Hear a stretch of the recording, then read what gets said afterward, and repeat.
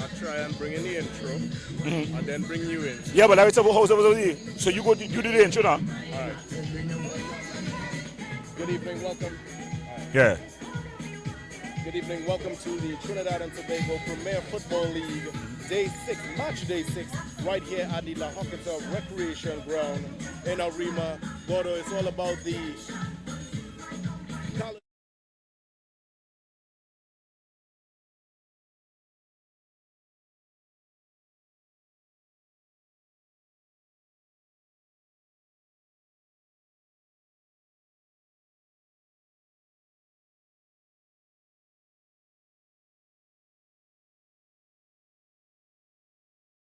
This point.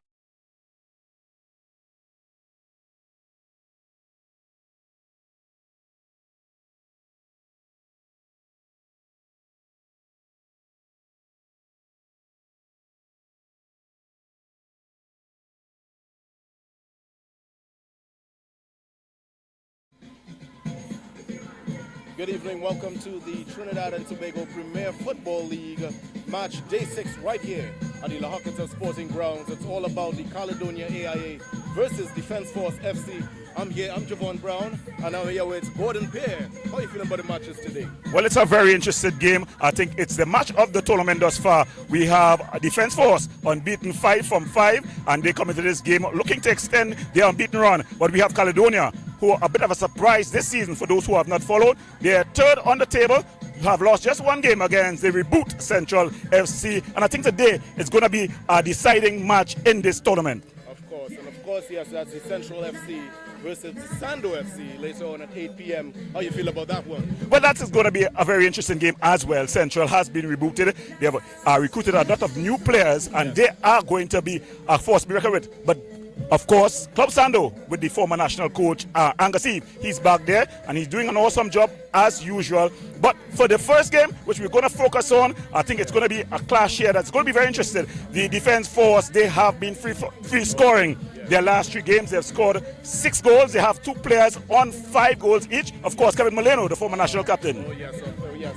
So you heard it here, all the action. You're in for an exhilarating match. It's all about the Defence Force versus Caledonia AIA right here at the Horquetta Recreation Ground in Arima. Well, we're going to have an interview shortly. We have here with us Jerry Moe. So let's introduce Jerry Moe into the... Hello, Jerry. Welcome. Well, Jerry, Caledonia, they're coming into a very interesting game here.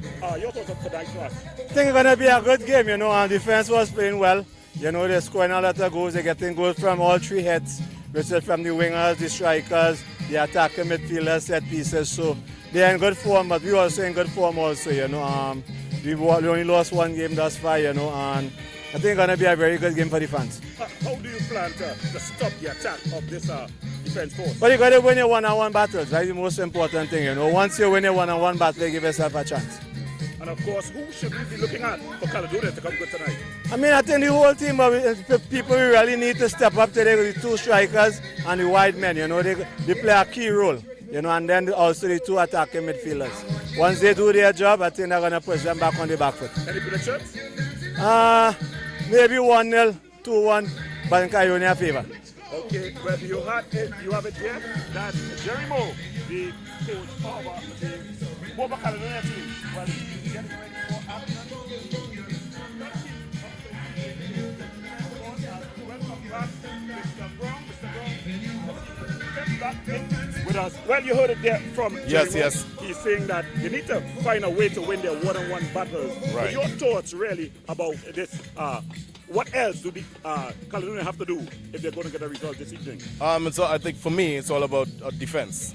A strong defense, because we know the Defence Force, they have some top strikers in there. So it's all about that defense. You don't want them to fumble. And yeah, they should be all right. Okay, well, we're going to the break. When we come back, we have more action live right here from Horquetta Rangers Ground. All right.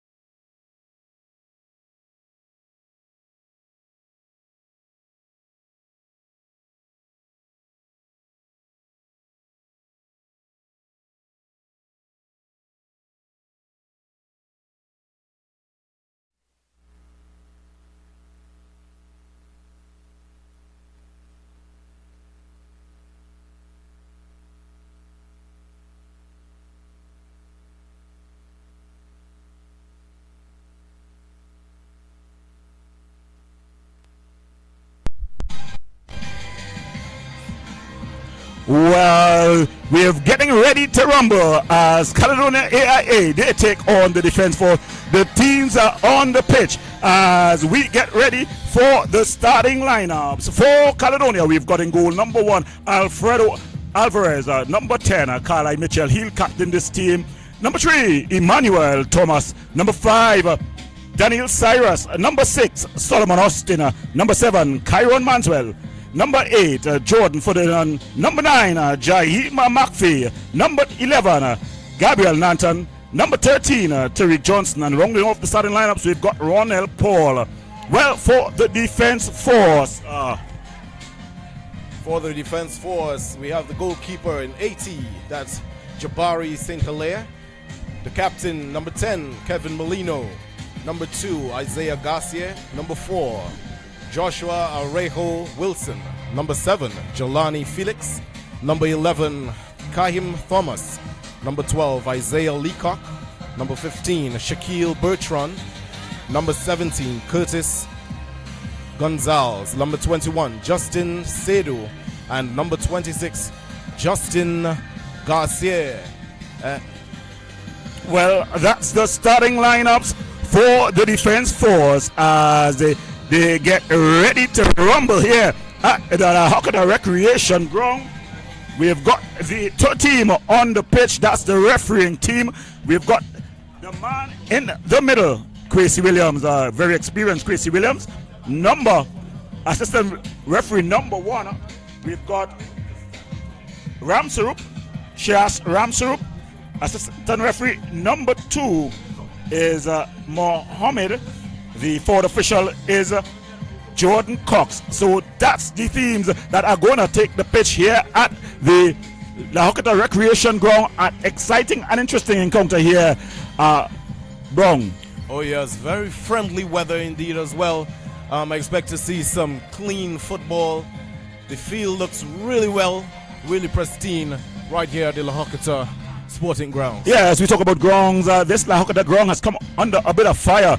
So the ground staff have definitely got to be applauded here. They have the field looking immaculate. Both teams short interpassing games is expected. Of course, for the Defense Force on the bench, we've got the very experienced World Cup player in Denzel Theobald, former Caledonia man, and matching swords. He's going to be up against his old coach, Jerry Moe, who's going to be matching the intellect from the bench.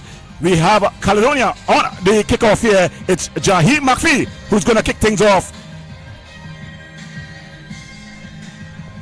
So it's McPhee on the ball. Of course, McPhee has scored 3 goals thus far. He leads the Caledonia front line in the absence of Lobo. That's Joseph. So it's Jahim McPhee who's going to kick things off. The Caledonia team, they're going to go away from their normal 4-3-3 to 3-5-2. And it's McPhee who's going to be on the touch-off. Quasi Williams just waiting for things to settle down. Of course, the Defense Force look to be lining up in a more traditional 4-5-1 or 4-3-3. According to how you look at it, the 3 guys in the center for them, very skillful and smooth. Joshua Arahu Wilson, Justin Sadu, and of course Kevin Molino, who's going to be wearing the armband. Out wider, we have Kahim Thomas, and then on the right side, the usually underrated Shaquille Bertrand, that's number 15. He's going to be coming all day, all night, and the fine of the TTPFL since COVID, Isaiah Leacock, the goal scoring machine. He leads the goal scoring line for the Defense Force. Of course, Brent Sam, no easer of pressure when he comes on later on. So first they got to hold back. So they're just waiting to get all things right, getting the time. The referee, the match commissioner, Mrs. Renisha Hood, she's ensuring that we kick off at exactly 6 p.m. So, Brown, we're going to really expect an exciting encounter here. I'm very, very excited, Gordo, and I'm sure you are as well.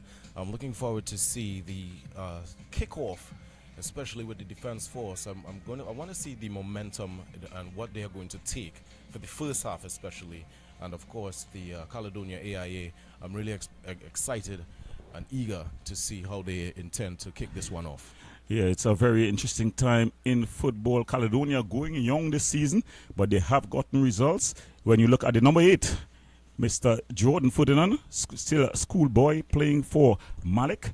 We have Emmanuel Thomas, just about 20. Jaheim McPhee, who's leading the line on 22. So McPhee on the kickoff. He goes to Paul.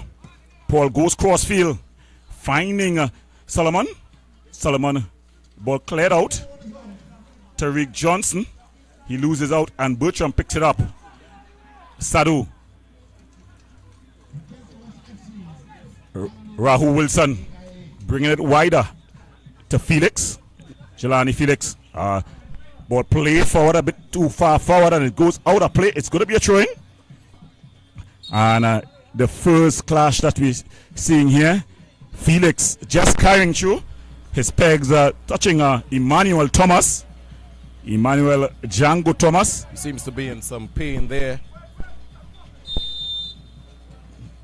The warrior for the Caledonia team. Paul bangs it forward. Easily handled by Curtis Gonzalez. And it's banged up forward again. Gonzalez heads it down. But they lose out. And Molino. The squeeze is on here. And Nanton wins out. So Nanton looking for movement. Finds McPhee. McPhee with space and time. He went for the early ball, trying to get Kieran Manswell going. It goes straight into the boot of the keeper, who begins thing from the back. Rahul Wilson. Jelani Felix. He goes back to Garcia. One of two Garcias. He finds his namesake, Isaiah Garcia. So Garcia goes back to Gonzalez. Curtis Boyo Gonzalez. A long ball forward. And it's into the arms of Alfredo. So we're seeing what the two teams have planned to do thus far, Brown. Oh yes, very, very tight. A bit of a jumble thus far. Not much movement and long balls. But we'll see as the match progresses. So Gonzalez finds Jelani Felix.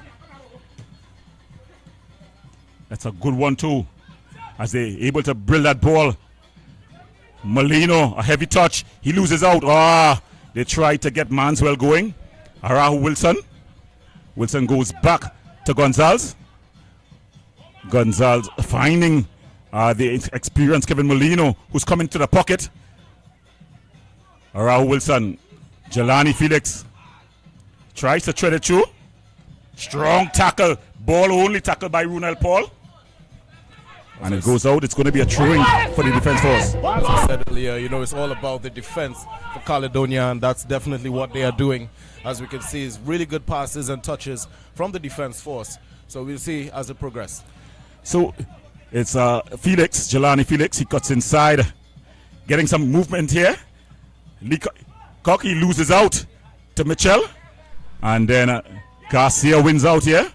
They go back again. And there, a misplaced pass by the experienced Curtis Boyo Gonzalez. Curtis Boyo Gonzalez coming back into the defense force team, former national player. He'll think that he still has some time left on his clock. Kieran Album as well. Tariq Johnson tries to find Solomon, but Caledonia able to break things up. The press working here for Caledonia, and they go back to their keeper, Saint-Hilaire. Saint-Hilaire finds Felix. Felix looking for a long one here. Just run to the end. Touch right into Sadu there, and it's Garcia, Justin that is, who goes across to Gonzalez. And he goes wider, finding Kevin Molino in the pocket. Jelani. And that ball just touched out there by Jordan Ferdinand. Remember, Jordan Ferdinand, Malik schoolboy, still 18 years of age. Yeah, ball across, finding their skipper, the inspirational Kevin Molino. But Caledonia able to win out, and they are allowed to go into the hands of their goalkeeper, Alfredo Alvarez, Cuban international. A mix here of both youth and experience. Kaima Thomas there, just touching that ball out. It's going to be a throw, and Jordan Ferdinand to take it. He finds Nanton. And Nanton just, he's called back by the referee. Lucky not to get himself into the referee's book early on here. A bit of a pull. But I must say, very good ball possession from the defense force, but it just can't seem to break through to the defense of Caledonia. So it's Isaiah Garcia, young player, very talented player.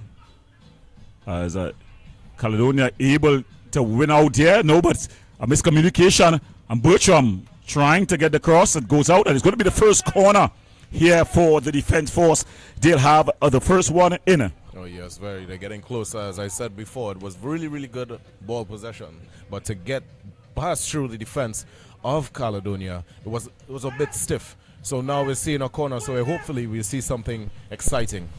Well, we're seeing the Caledonia team setting up for this corner, standing over it, the very experienced Kevin Molino, of course, the former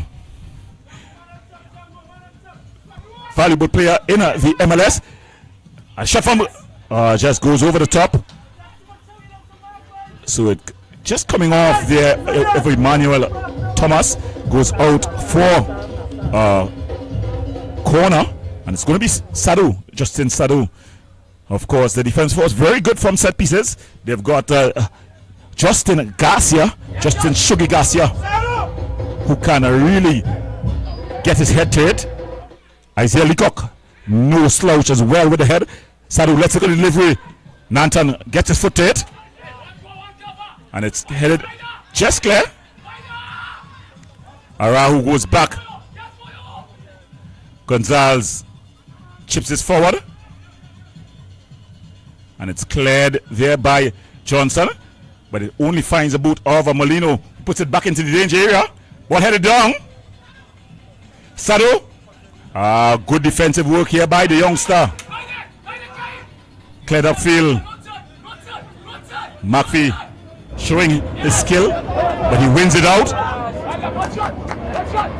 And he will think that he was a bit out lucky there. It seemed to come off the defense force man. Of course, when you're in and around the goal area, you have to be moving so swiftly. So Sadu with a good attempt, but it was just not enough. Well, they go all the way back to Jabari Sitile, and it's Justin Garcia trying to get Bertram going. A heavy touch there, and that is going to be a battle that you have to watch there between Tariq Johnson and Shaquille Bertram. Shaquille Bertram, a very, very underrated player in this league, but when he gets going on the wing, there's hardly anyone to stop him or curtail him. The referee asking that the ball be put into the area. He asks Molino to just leave the area as they play it short to Cyrus. Denil Cyrus, a 2 World Cup player, and losing out cheaply there would be Kieran Albermanswell. They go all the way back to the keeper, Jabari Mitchell. So defense force just dropping off. Caledonia, sorry, just dropping off. Emmanuel Thomas really using his energy. Nanton. The ball, that's what Molino just walks past the ball, but headed in. Good defensive header there by Cyrus. Jordan, he just bangs it out. So under a bit of pressure here in the early going, the Caledonia AIA team, you'll expect nothing less in the early going. But they have been able to hold their discipline, their defensive discipline. But the defense force here, they're coming in waves. Curtis Gonzalez showing some patience, finds Shiggy, as he's called Jelani Felix. Seeing Emmanuel Lewis doing some really good defending, playing the field. Yeah, Emmanuel Thomas. Yeah, sorry. Emmanuel Django Thomas. Yes. He's a workhorse. Oh, yes. And he comes out here battling. He's won a battle against three there. Emmanuel Django Thomas, remember that name? This youngster, formerly he played with the Horquetta Rangers, started his football at this level with Real Westford. Then he went to the Horquetta Rangers, and now he's sporting the Caledonia team colors. Ronald Paul, the point 14 man. It's banged across.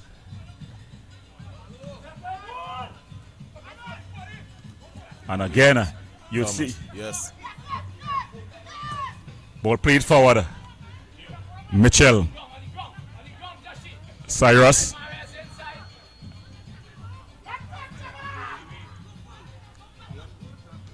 It's a good, strong challenge by Paul. He finds Emmanuel. Emmanuel turns away from his man, and he plays it beautifully to Tariq Johnson. Tariq Johnson with room and time. He's got Manswell wider. Manswell one-on-one up against Isaiah Garcia. They go back, and finally Caledonia able to break the shackles and bring the ball forward. Nanton wider, just overhit. It was in a Jordan Ferdinand. A bit overhit, but it's first signs of life from the Mova Caledonia team. As Jelani Felix throws it back to Justin Garcia. Garcia to Gonzalez. Gonzalez to the other Garcia. As they find Sadu. Manswell, a bit of a short ball, but they're able to control things here. Jelani Felix. Ball played in behind Thomas. Good strong challenge there by Jordan Ferdinand. If he wasn't a schoolboy, you wouldn't know by his performance thus far. Excellent defending there by Caledonia. Well, they've got to continue defending here, as it's going to be a corner. And standing over it, of course, it's going to be the skillful Justin Sadu.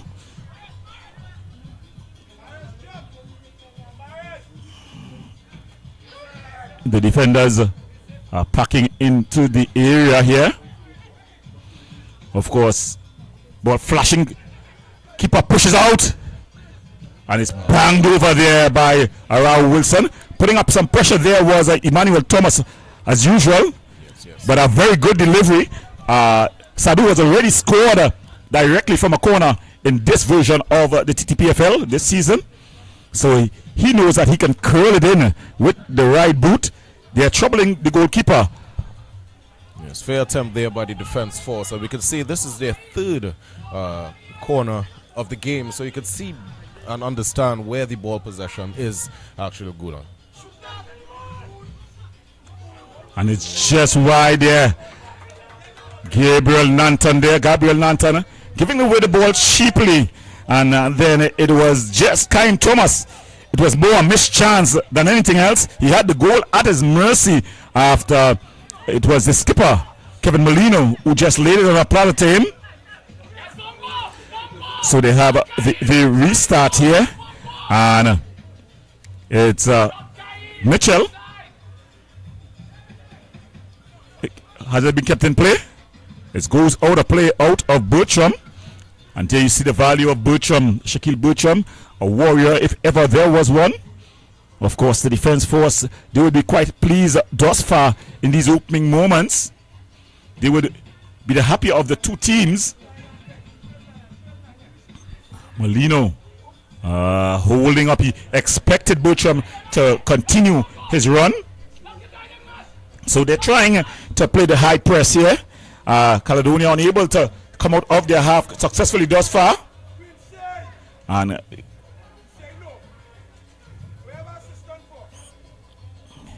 ball across. The keeper comes and cleans early. Jordan Ferdinand Unable to really keep it in good touch, but there's a good bit of touch by the coach there, Denzel Theobald, showing that he probably still has a touch or two in him. He could still come in and turn up the field, right? Yeah, just last year he played for in the Legends game. You would think it would have been an advantage when you saw what the other Legends had to offer. But it's Caledonia trying to form their own legacy here. Nanton finds Manswell. Manswell, he's got a lot for company. Looking for movement. Ball played through. It falls nicely.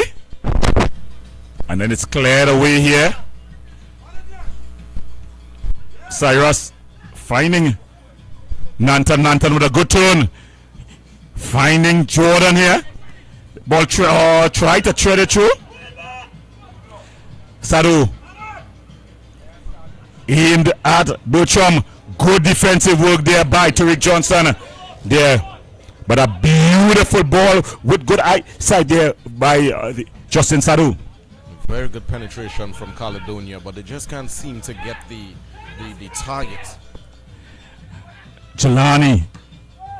Yeah, Jelani Felix, they're trying to get the ball across. And the man who's always present for defense force, he's been put into the midfield area just to provide that energy, that ability to close things out. That's Emmanuel Thomas. Sadu finds Garcia. Justin, that's his. Justin to Justin. Sadu. And the two Justins exchanging passes. Ball played forward. Flick forward. Onside. Great defensive work there by Paul. It's cleared forward. But he's gone forward. And Paul, the referee, Mr. William, Quincy Williams, just pulling things to a stop.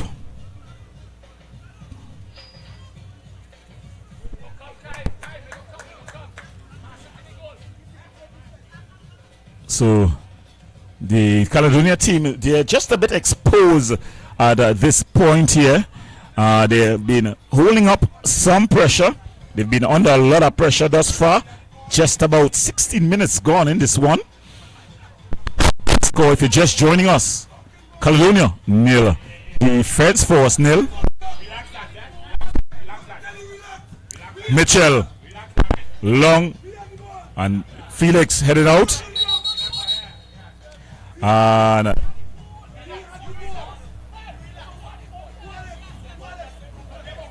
so Devon Jocelyn finds himself in the referee's book.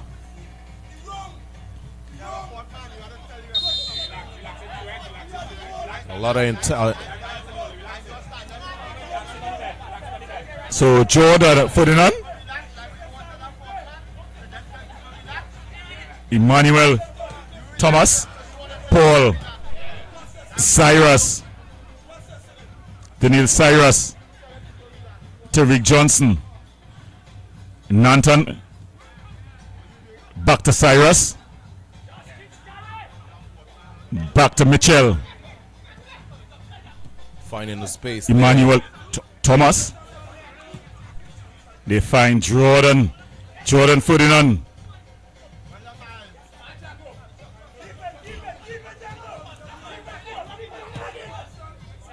So Caledonia getting their spell of possession here. They will really withstand the early pressure from the hard running defense force, and they seem to be coming into their own here, exchanging passes. Ball played forward. It's in. Jordan, can he get it? He does. The ball just going out. It's going to be a corner. So it's going to be a corner.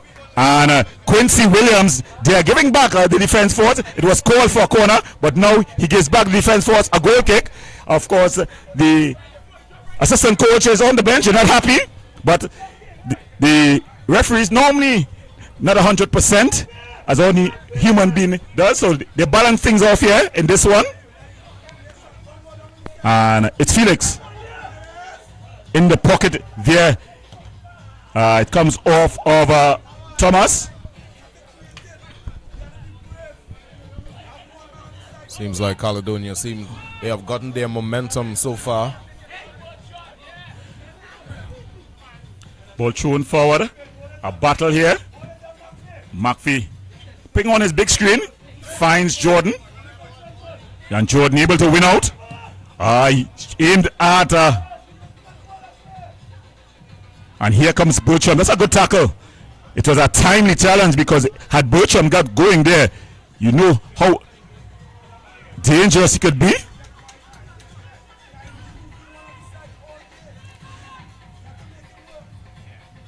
So Justin Garcia finds Rahul Wilson.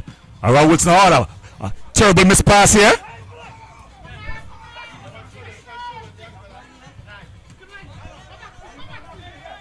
And Garcia able to turn back. So good work there by the defense force to maintain possession, but also good work by Caledonia. Nanton winning out. Nanton going for a bit of a run here. Strong talent, but he's come off a bit of a hand here. No call by the referee. And Paul. Yeah, it was a strong challenge.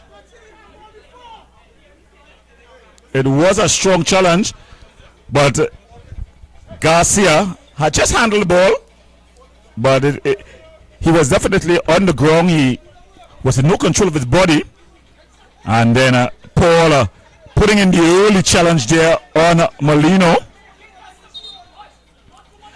Kevin Molino has been very influential. He's getting into the pockets. He seemed to have the license by his coach to find those pockets. Yeah, you could see his experience with his ball possession and making his way and finding the creases and the crevices on the field. No call by the referee here. This can be dangerous. So it's offside. And one of the Caledonia players has gone down. Seems to be Emmanuel Thomas. He's not going to stay down long. Of course, a young warrior, this Emmanuel Thomas. He hails from the Picton area, where he comes from. Has been in news for all the wrong reasons within recent times. But here we have a positive example coming out of the Laventille area. Ball played forward. Adds up. It finds Jordan there. Solomon Austin going for a bit of a run. Solomon Austin.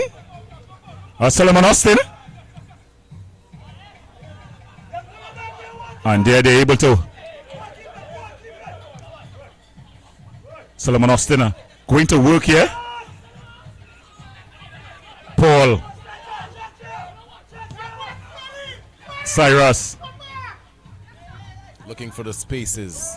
Yeah, he finds Johnson. Johnson finding Austin. Austin losing out though. So Rahul Wilson doing the necessary. Ball played forward. And Cyrus able to win out here. So Caledonia having a bit of a good spell here as they're maintaining possession. They have repelled the engine room of the defense force early on. Paul.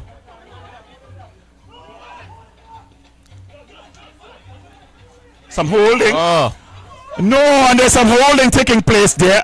Of course, very skillful and experienced. Garcia, Justin Garcia, he knows when to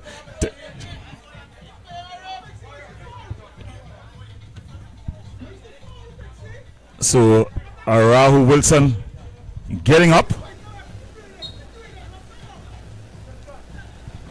Gonzalez. So Jay Brown, as you call, your thoughts of the early parts of this game? Well, let me tell you something. Firstly, I was really looking forward to see the first moves. Who was going to make the first moves and which team was going to get their defense broken down first. I'm really surprised that the attempts at goal from the defense force was very frugal. I'm very, very excited to see Thomas, right? Number 3. Yeah. Thomas playing really well. Their counter attacks very well as well. Yeah, but the Caledonia team will be well warned not to allow Isaiah Bongo Leacock that among the room on his left boot. Paul trying to find Tariq Johnson. Johnson loses out to Bertram. Bertram going for a bit of a run here. Good defensive work there by Solomon Austin. Solomon Austin, of course, the young Ghanese international. He's been with Caledonia for the second season. He's matured and come a long way. But it's Bertram here.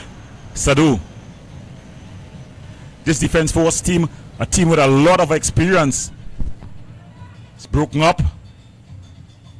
But it's not cleared. That's where he's so dangerous. Jelani. Felix. You can't allow him to get on his left boot. Flick this one over. Head it. Oh, just wide. He had the goal at his mercy there, the skipper. But he was just unable to put it on target. So Isaiah Leacock being provided there. He teed up Kevin Molino. But he was unable to keep it down. And the scores remain 0-0.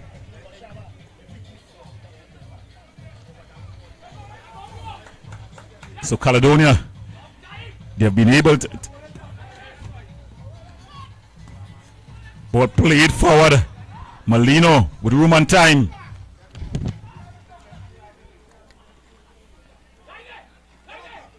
Johnson striding forward, finds Molino. Ferdinand, good work by Ferdinand. But then they lose out. And they're able to regroup the Caledonia team.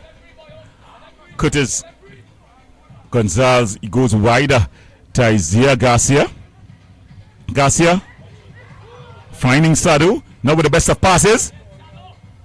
But Isaiah Garcia able to win out here. And defense force, they able.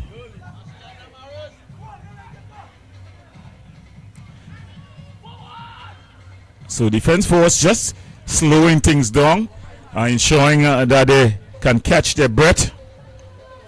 Isaiah Garcia, Arau Wilson, Molino. That's a beautiful ball through. But some good defensive work there by. As I said before, Molino always finds the spaces. You could see the experience from him. Some good defensive work there by the youngster. Ball across. Headed clear. Solomon finds Manswell. Manswell with an awful touch there. And Gonzalez wins out, and the defense force able to begin their smooth into-passing game. It's a bit of a hybrid when you think that their coach is Denzel Theobald. You know, he has a strong history at Mova Caledonia. Will play most of his years there as well. Started his early coaching there. Ball is through. Bertram! And he took it out of the goal there. That was Leacock. That was horrible, Gordo, right in front of the goal and sending it way above. So Isaiah Bongo Leacock unable to add to his tally there. He really unscored that one. He's been in prolific goal scoring form thus far. He scored in all 5 games thus far. A goal a game. I'm sure that one will be replaying in his mind throughout this entire game. Well, if the scores remain 0-0 to the break, he'll definitely have to reset at the half. Caledonia here, they'll have to do a bit of a rethinking of their strategy at the halftime. They've been able to repel the attack from the defense force, but they've not been able to launch anything of their own going forward.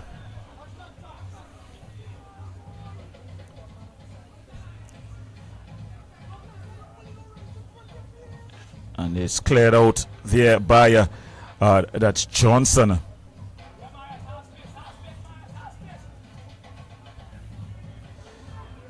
So Sadu just leaving it there.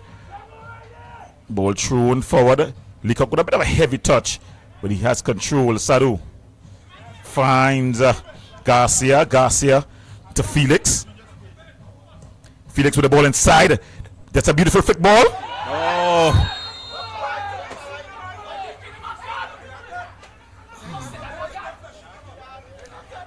That's a free kick. They're asking for a card, but the ball was high. To be fair to everyone, the ball was just about waist high, and a high boot by the goalkeeper there. So it's going to be a free kick in a very, very dangerous position here, and it's a penalty.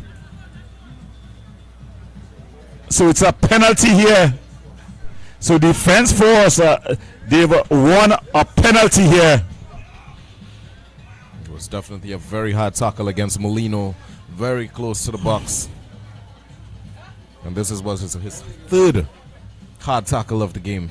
So it's going to be Molino. He's up against Alfredo Alvarez, the man from Cuba. And it's straight down the center. So it's 1 goal to nil. The defense force, they take the lead in just about the half-hour mark here. It was a penalty called by Quincy Williams. No card given, but it was deemed to be in the area. And the Caledonia team, they find themselves down 1 goal to nil. Molino, he adds to his tally. He goes to 6. And the defense force, they lead 1 goal to nil.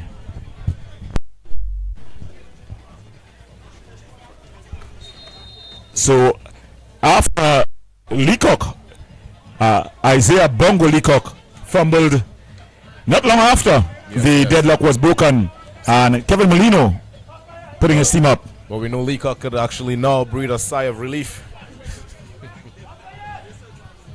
1 goal coming in about 10 minutes right after he fumbled that one. Well, it's all to play for here. Garcia finding Molino. Molino, he's being harried here by Thomas. Emmanuel Django Thomas. It seems as he's been given the duty now to ensure that Kevin Molino does not find any more pockets. He will love that challenge, this young man. But it's Garcia who brings things forward around Wilson. Gonzalez. That pressure there from Manswell, a bit of lazy pressure there. And trying to go on the overlap was Isaiah Garcia. It's just out of his reach. It goes out for throwing. And it's going to be Tariq Johnson. Johnson has a family history in football. Of course, his brother Joshua Alexander, a former Caledonia man, he now plays with the Lakota Rangers team. It's his second season at this level. He played with Central last season. Didn't raise much of a gallop, but he's across to Caledonia. Just about 20 years of age, a young man still. One of the young investments made by this Mova Caledonia team. Austin, another one of them, the 20-year-old Guyanese player, goes back to the veteran Carly Mitchell, former national player.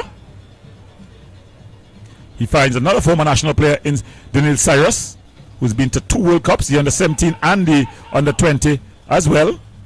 Emmanuel Thomas trying to find McPhee. Sado. Where's it going to be? That's a brilliant shot. And it's saved, but then Isaiah Bongo Lee with the rebound. So Quincy Williams just stopping the celebration there. And they'll have to. So they find themselves in the referee's book. So Isaiah Bongo Leacock, he doubles the advantage as defense force. They're running rampant here. The scores from them have been sixth for in the last 3 games already. They're just a third there. 2 goals to nil. Of course, Leacock certainly making up for his mishap earlier on. And now he could breathe that sigh of relief. 2 goals up, defense force to nil.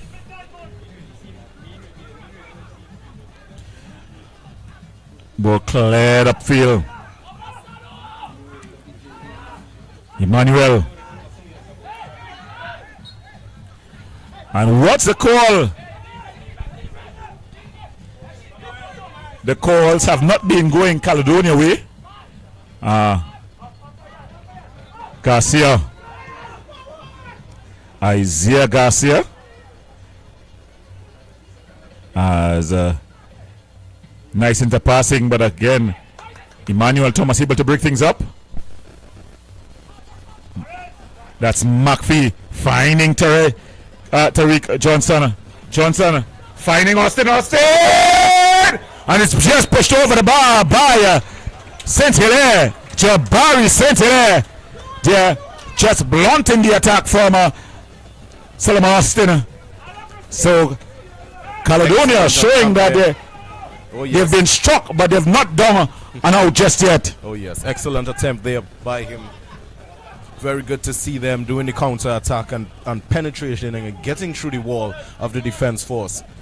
But there was a brilliant save there by Jabari Saint-Hilaire. He keeps himself in the game. It's going to be Gabriel Nanton. Will he be an angel here tonight? Ball through to the cross. Oh! And Emmanuel Thomas. Connect. Ball through to the back across. Headed across. And headed out. Ball not, and finally it's cleared out. And it's gonna just go out. Ball still in play. And it finally goes out. Quickly thrown. Seems to be a handball. And if he gets into the referee's book, he's gonna be off. So he's gonna be off. So Tariq Johnson had the opportunity to usher the ball out. He did not. It was kept alive by Kevin Molino. And then Renald Paul was forced to handle the ball. So Tariq Johnson, what a mess he's made of all of this. And Paul sacrificed himself. It's going to be a penalty. And Justin Garcia, last season, he led the defenders in the league with goal scoring. He's going to get another opportunity to put his name on the scorecard. Justin Shi Garcia, he's up against Alfredo Alvarez.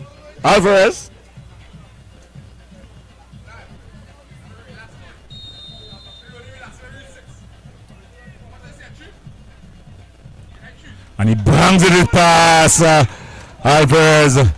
So it's 3 goals to nil. And Caledonia, they're on the ropes. Are they going to be knocked out here this afternoon? The defense force in cruise control, 3 goals up, a man to the goal. Caledonia will have to reshuffle. Very disappointing for Caledonia. I mean, they started off with their defense going really, really well. And that's what I said before, Gordio. They will have to come in with some strong defense against the defense force. But it seemed to be breaking. 2 goals suffered to penalties. I don't think they'll feel good about that. Well, in fact, it was some cheap, all Tariq Johnson's fault. The ball was cleared from the corner. Yeah. He had a whole day and a half to either control the ball or usher it out. He did neither. Instead, the ball went out. He didn't clear the ball, and it was a quickly taken throw by Kevin Molino. He found it was Isaiah Leacock, and he tried to go past Paul. Paul had no alternative really but to use the handle ball method. Oh, yeah. And with that, it was a penalty. Paul was off, and after that, as we see, Caledonia definitely suffering the consequence of that. The man down in the defense force. Well, they were just showing signs of life when you had the shot by Austin, and then which was pushed over beautifully by Jabari Saint-Hilaire. They had a corner that the defense force took 3 opportunities to get it clear. Oh yeah. And then finally the ball was cleared, and then on the counter, the ball, Tariq Johnson had a day and a half to really clear that ball. He said he did neither. Yeah, he did neither. So with 40 minutes going in this one, if you're just joining us, you're watching the TTPFL Tier 1 action. It's Defense Force up against Caledonia. Defense Force large and in charge. They lead this 3 goals to 0. They got the opening goal off the boot of the experienced Kevin Molino, an inspirational captain from the penalty mark. Soon after, it was a shot that was parried into the part of the attacking Isaiah Leacock, and he doubled the advantage. And then a handball, they left it to Justin Shigi Garcia. He made no mistake, and the defense force they lead comfortably 3 goals to 0.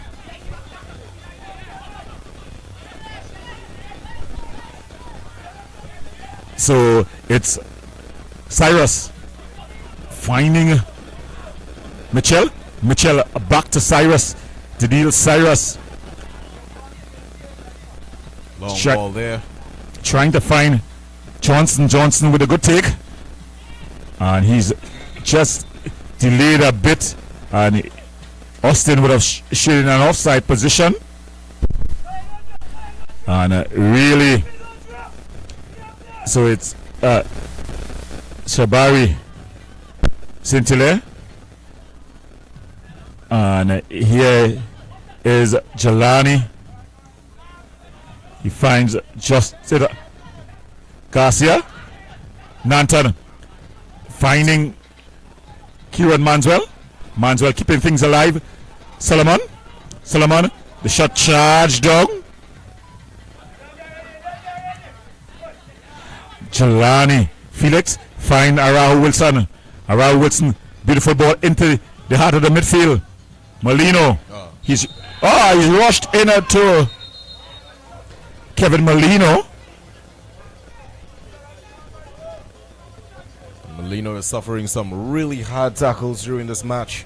This is his fourth time hitting the ground. So it's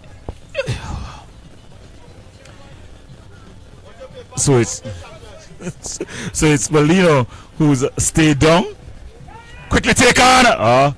And referee Quincy William just calling things back. The defense force bench are not the happiest of campers.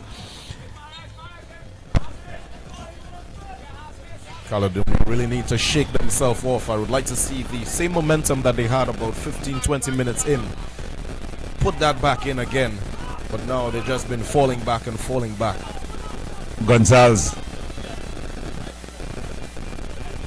Sado. And get the ball going out. As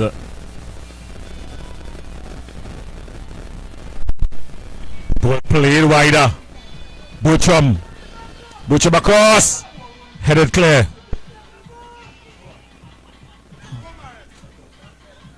That's a beautiful ball. Played across. Again. Sadu. Emmanuel Thomas bursting forward. He's been brought down by Arahu Wilson. And he gets himself in the referee's book. Sado had an excellent ball played forward there, but he didn't. And again, the referee.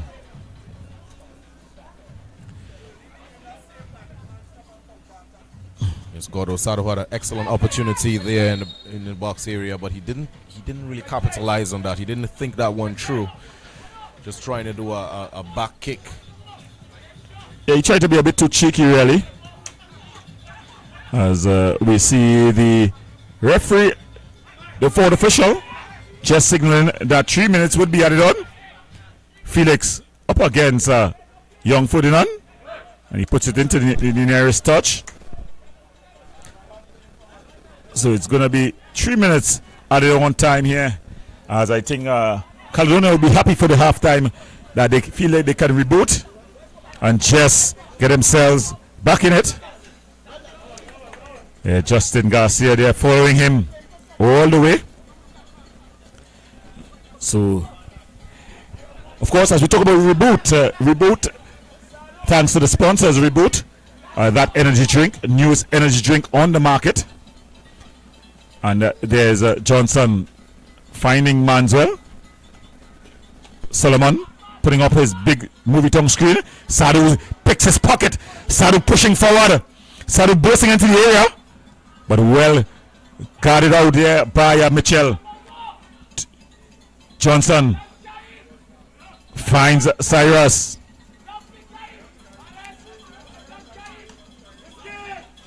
Mitchell.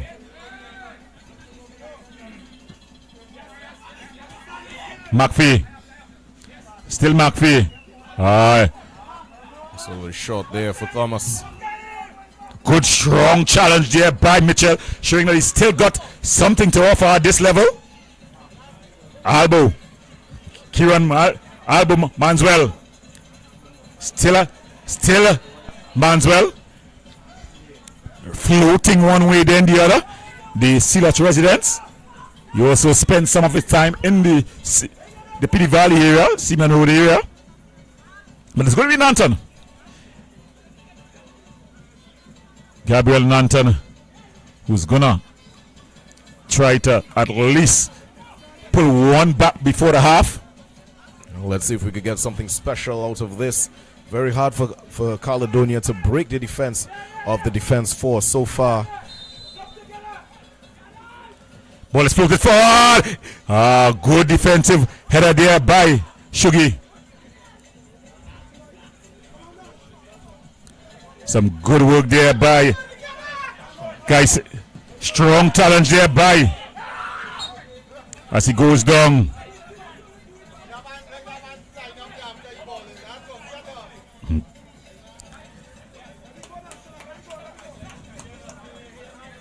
So it's gonna be Nanton.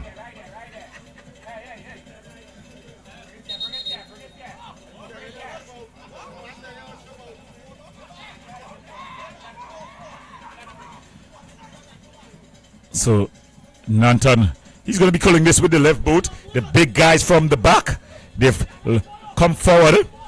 Caledonia will be hoping that they can at least pull one back here. Ball floated in, headed on. Thomas.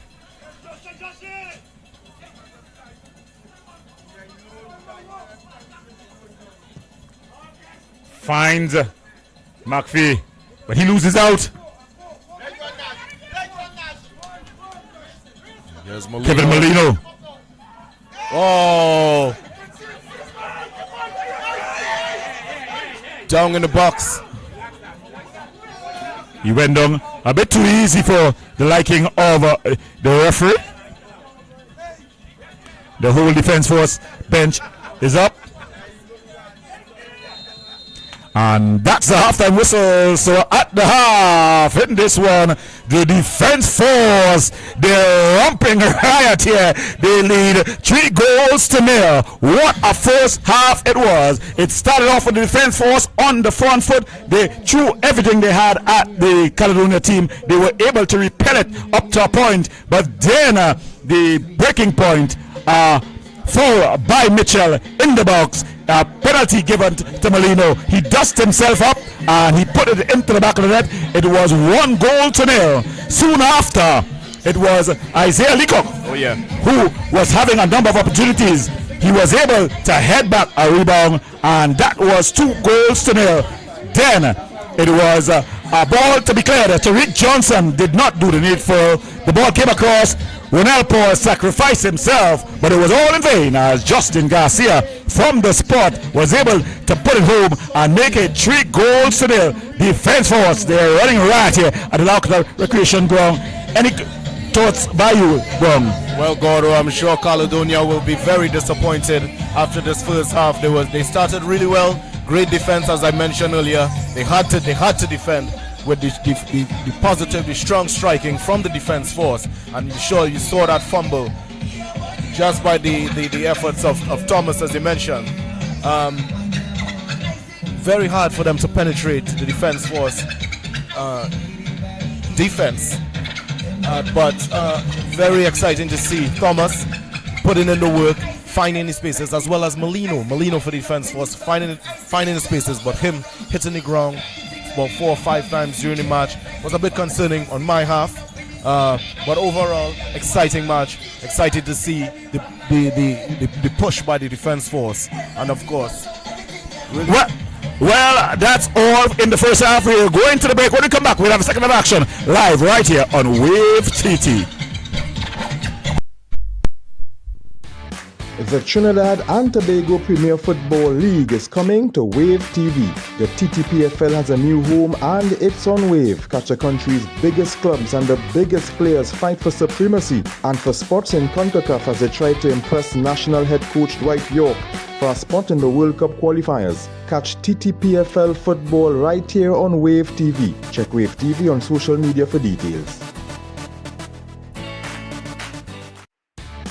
The Trinidad and Tobago Premier Football League is coming to Wave TV. The TTPFL has a new home and it's on Wave. Catch the country's biggest clubs and the biggest players fight for supremacy and for spots in CONCACAF as they try to impress national head coach Dwight York for a spot in the World Cup qualifiers. Catch TTPFL football right here on Wave TV. Check Wave TV on social media for details.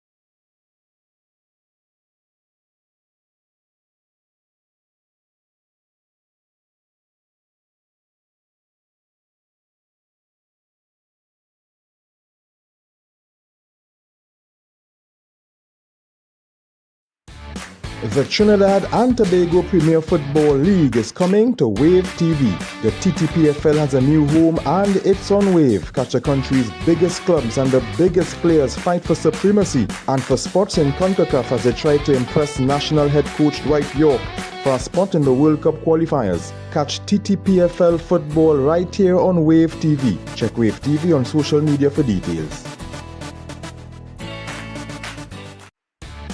The Trinidad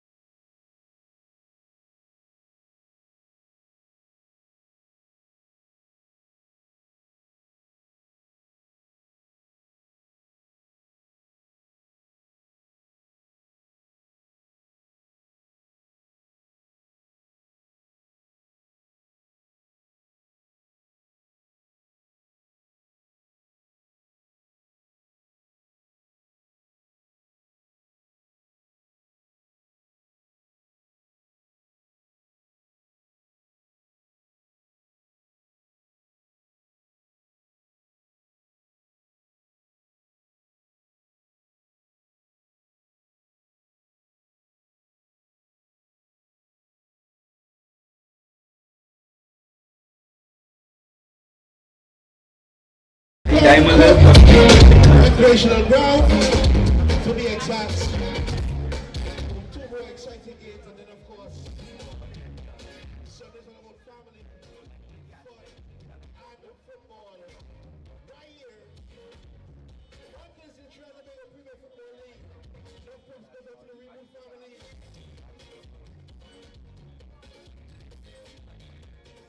We get you ready for the second half action.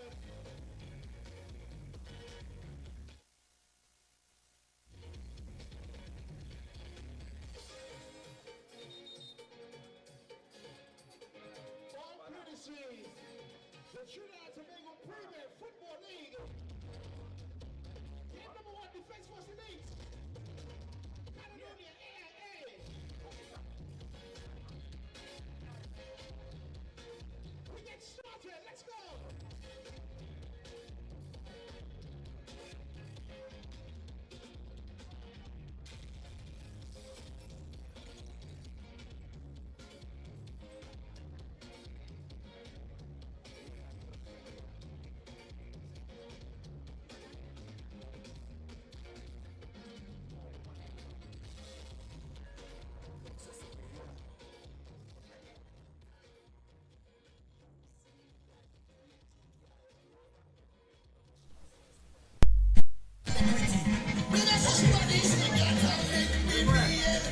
Welcome back to the TTPFL 2024-2025 season. This is match 6. The Caledonia AIA versus Defense Force. I'm Jay Brown with Gordon Pear.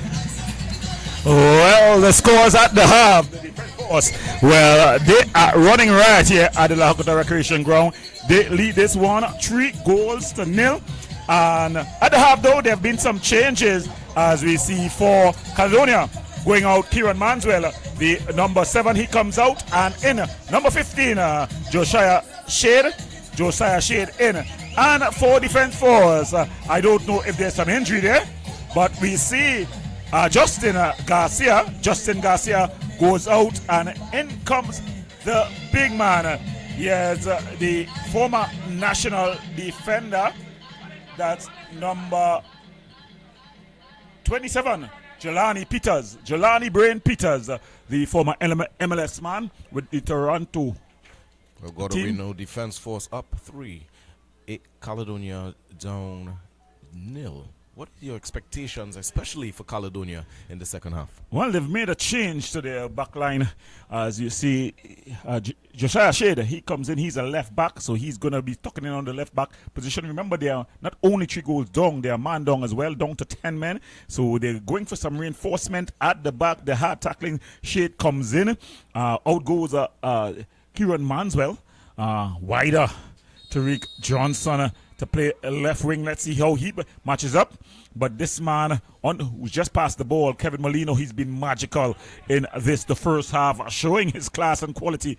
But here comes Caledonia. If they can get back one early in the early part of the second half, they can definitely set things up for very much an interesting finish. As we see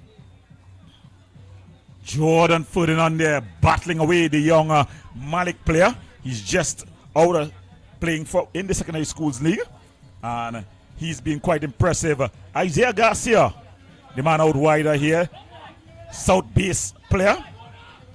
Has a slight resemblance to Jarrell Brito. He's a young player, just about 22 years of age. Very experienced player. Finding Molino. Finding Isaiah on the overlap. Ball played across. Nanton caught in possession. Sadu wins out. Bertram. Shaq Bertram finds Curtis Boyer Gonzalez. And Jelani Peters with his first touch. The big man from the back. And Jelani Felix there. So Felix.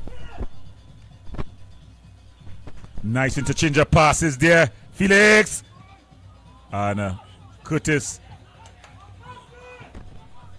Daniel Cyrus there with the defensive header. Ball played forward. Jelani Peters. Joshua Rahu Wilson finding Kaim Thomas. Emmanuel Thomas winning out. Gets past the challenge of Curtis Gonzalez. Emmanuel Gonzalez. Just needs some support. He loses out. Ball played forward. Yeah. Danilo Cyrus. Solomon Austin goes back to his captain Mitchell.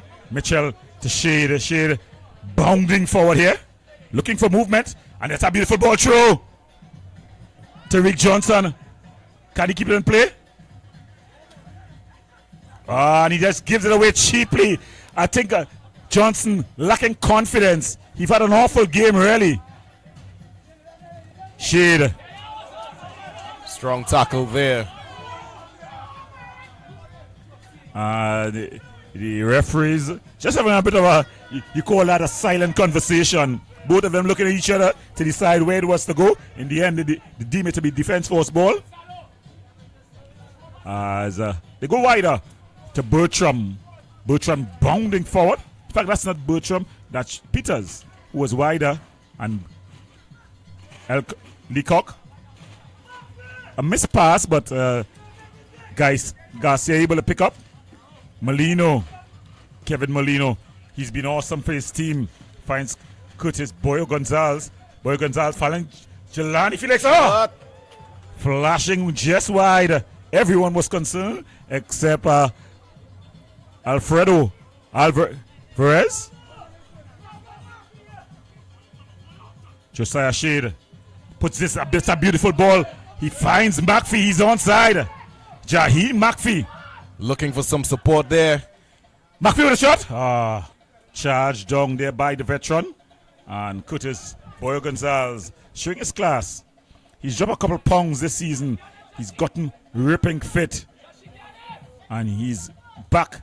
I think he'd be having his name in the hat for Coach Dwight York as one of the defenders. A utility player able with the ability to play anywhere. Another man hoping to get on the radar is Jelani Peters, who just made the pass as Shadu Garcia. Back to Garcia. And the ball flicks it, finds Shaq Bertram. Sadu finding Peters. Jelani Brain Peters with the room and time. He just strides forward. Find Jelani Felix. The ball is played through. And across comes Alfredo Alvarez. He goes short to Shade. Shade to Johnson. Johnson trying to go past his man.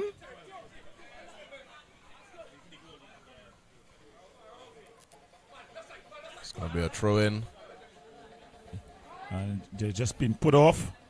And Gonzalez. Defense forward seems like they're taking their foot a bit off the pedal. I don't know if it's respect for the Caledonia team. No, that's a brilliant ball. Felix. And it's finally cleared. Miscommunication on the back for the Caledonia team. Rahul Wilson. Again, another former Caledonia man. He followed his coach, Denzel Theobald, all the way to the Army. Ball played forward. And it goes all the way through to Jabari St-Hilaire. Ball played over the top. Tariq. Gabriel Nanton. He tried to get it wider. But it was some good work by Justin Sadu that just put off Gabriel Nanton. So it's a throw in. And Shaq Bertram. And that's what he brings. A very versatile player. He's got in his pocket picked here. What's it going to be? Good shot! Back of the net. Mach 10. Jaheim Mach 10 McPhee. He pulled one back. And that's what you call execution. Took the opportunity. He saw the opportunity and he took it. Well, that's what they need to do. Solomon Austin picking the pocket of Joshua Raul Wilson, and Joshua went down, and then it was able to, he was able to pass it to McPhee, and Mac 10, as he's called, Mac 10 McPhee, he smashed home his 4th goal of the season. What a finish by the big man. And Caledonia, they pull one back, a long way back, but 1 goal at a time as they seek to get back into this one. They have 2 substitutes at the sidelines, 2 foreign internationals. One, Simeon shines more. He's going to come on, as well as Benji Etienne, 2 foreign internationals, a Grenadian international, a wingback, and a man to add some firepower up front. Simeon shines more. Definitely a change of weather here for the Caledonia AIA. Small mistake by defense force, and a small mistake make things crumble. Well, Tariq Johnson, he finally comes off, and on comes Benji Etienne. He's just arrived into the country, not too long arriving here, and he's gonna make his entrance. Making his exit is Gabriel Nanton. He shakes his head. He's not the happiest coming off, but he's going to be replaced by Simeon Shines More. So all to play for here.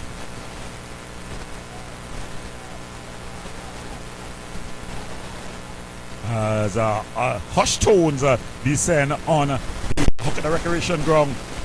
Ball headed on. Isaiah. Ball played forward. Square back. Oh, and in the pocket. Molino. Magic by the number 10. He continues to torment the Trinidad Tobago TTPFL. He adds another and sends himself to the top of the goal scoring charts. It was a brilliant work again by Shaquille Shaq Bertram. There, he had the opportunity to go direct to goal. He squared it back, and the man in the pocket, man of the moment, Kevin Molino. Very excellent chip in there by Molino, finding that space, and that's exactly what he's been doing throughout the entire match. He's been finding the spaces, finding the right spaces, and putting his team in a very good position. So just when Caledonia thought that they were back in this one, they were given the cuff on the chin, as it's called, and a blow on the chin, as the defense force re-establishes their 3-goal advantage. 4-1 they lead this one. Ball played forward. Bertram. Etienne. Shade. Etienne. Shade.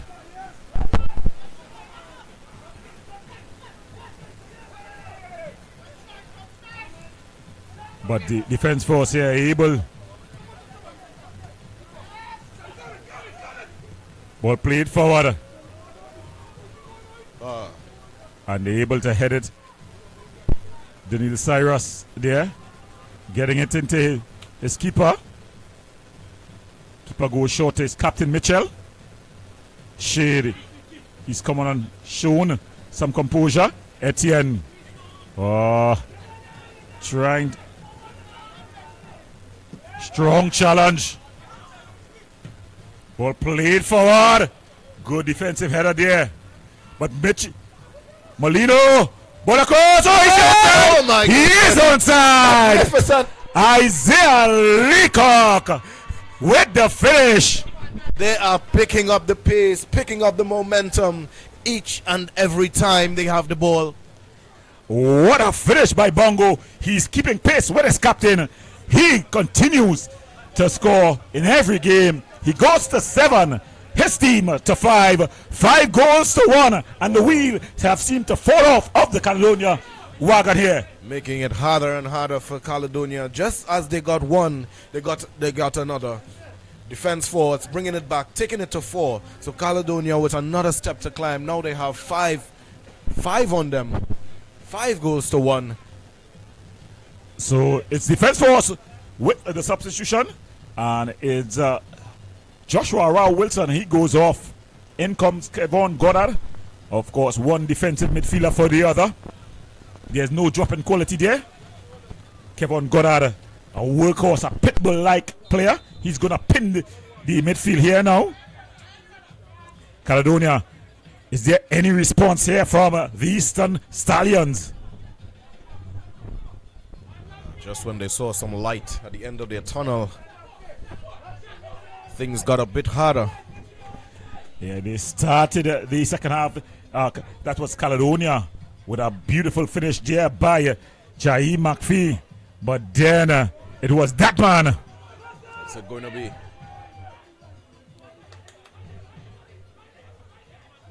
Emmanuel Thomas working hard.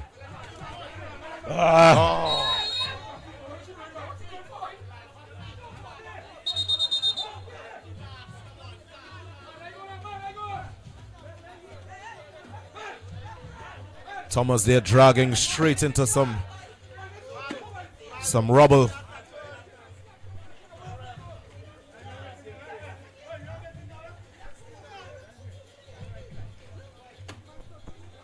And they're trying to get Emmanuel under control. He'll have to control his emotions. If he sees the replay, when he sees you will see that there was less intent. Yes, yeah. He was battling for the ball, and the defender had come across.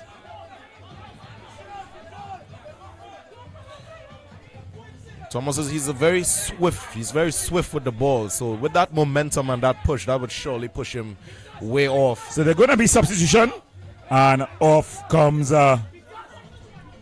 young Jordan Ferdinand. I think he's made himself proud. This young man, he's definitely gained some fans this season. He's battled.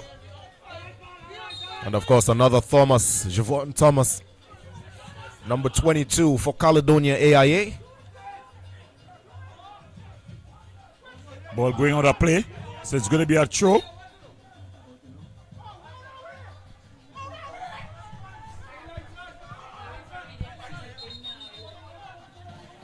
So it's going to be a throw-in. A little tension there for the referee.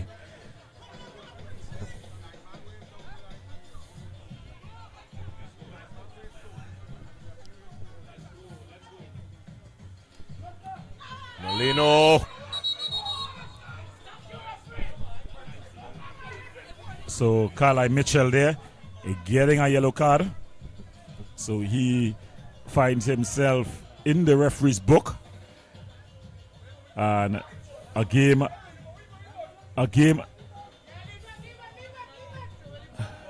Gordo Molino will be a sore man after this match. Yeah, he definitely been through the walls here. Oh, yes. Caledonia has not backed down from physicality in this one. I think they've matched the Defence Force team in that area. If the game was played on physicality, it would be 0-0 or 1-1. But it's not. It's played on class and goals. And Defence Force have definitely showed their class here this evening as they lead 5 goals to 1. Peters, Sado.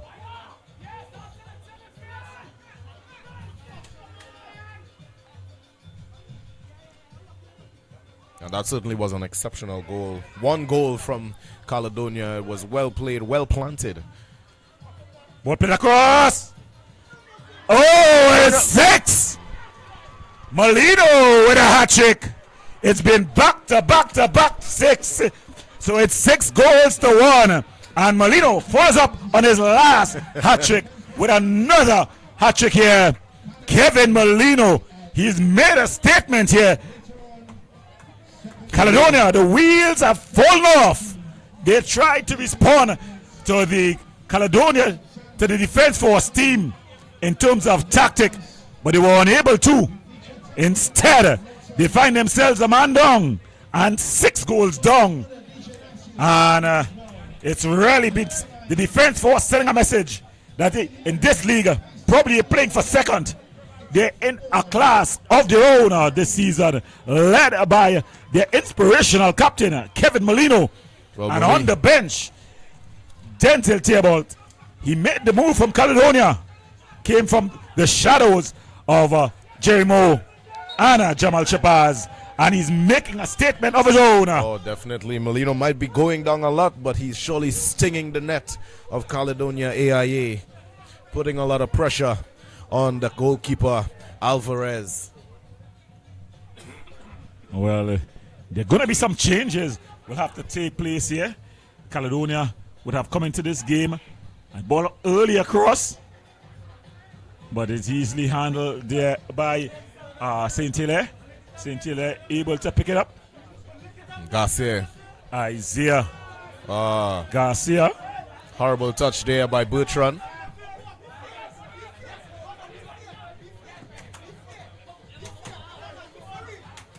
Mitchell. Emmanuel Thomas. A heavy touch. Fine shade. Shade. Ball just going out.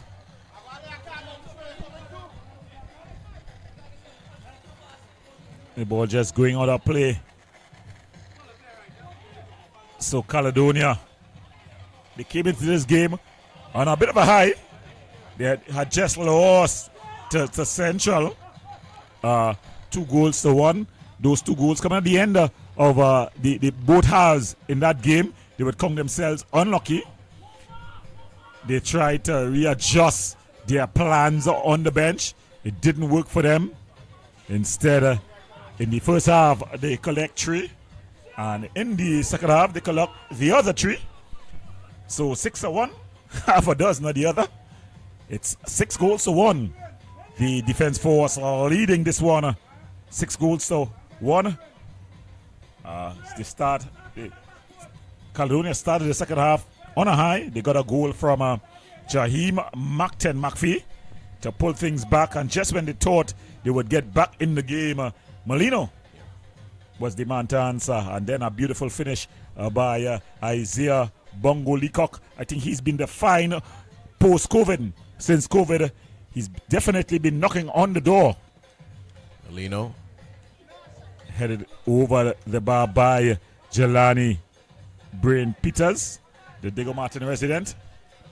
A youngster hailing from Diego Martin.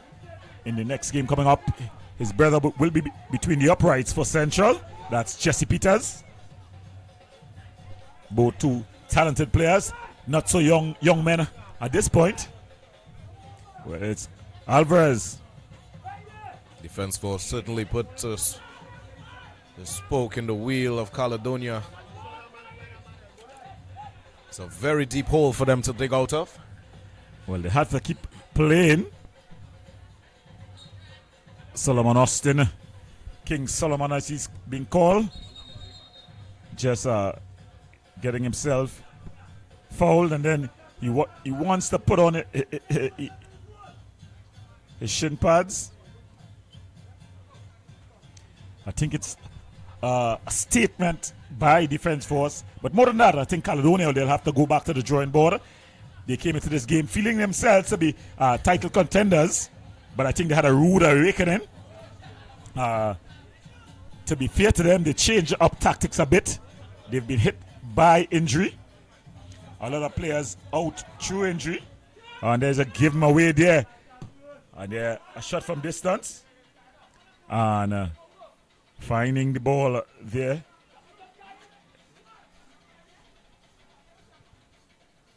Solomon, he's got his pocket picked, and they're trying to do the things that they're not accustomed doing.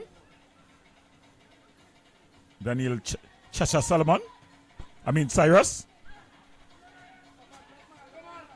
Etienne. I'm not happy with the passes of Caledonia. It seems some of the players are still looking at the ground and not actually looking for where their other players are to actually get the execution that they need. And Mitchell clears it forward.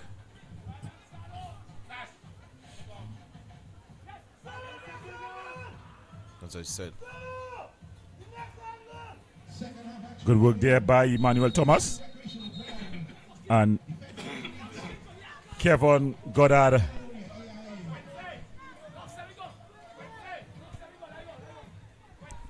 So it's going to be two substitution, a double substitution by the Army.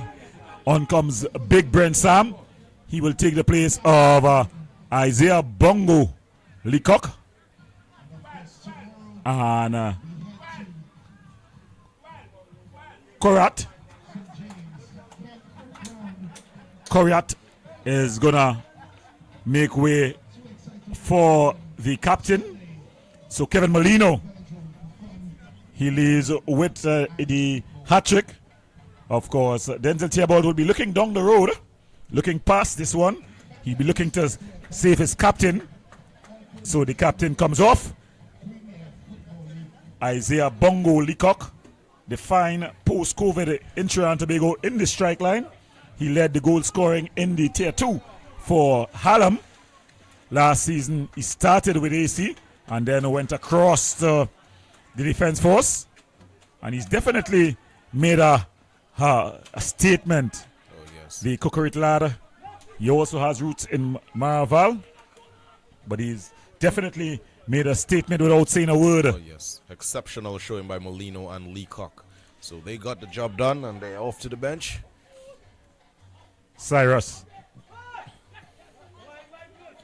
Fine shade. Shade, that's a beautiful volley. Is he onside? He is more. He's lightning fast. Support in the center. Ball across. But then he comes and he's able to win it back. Shot.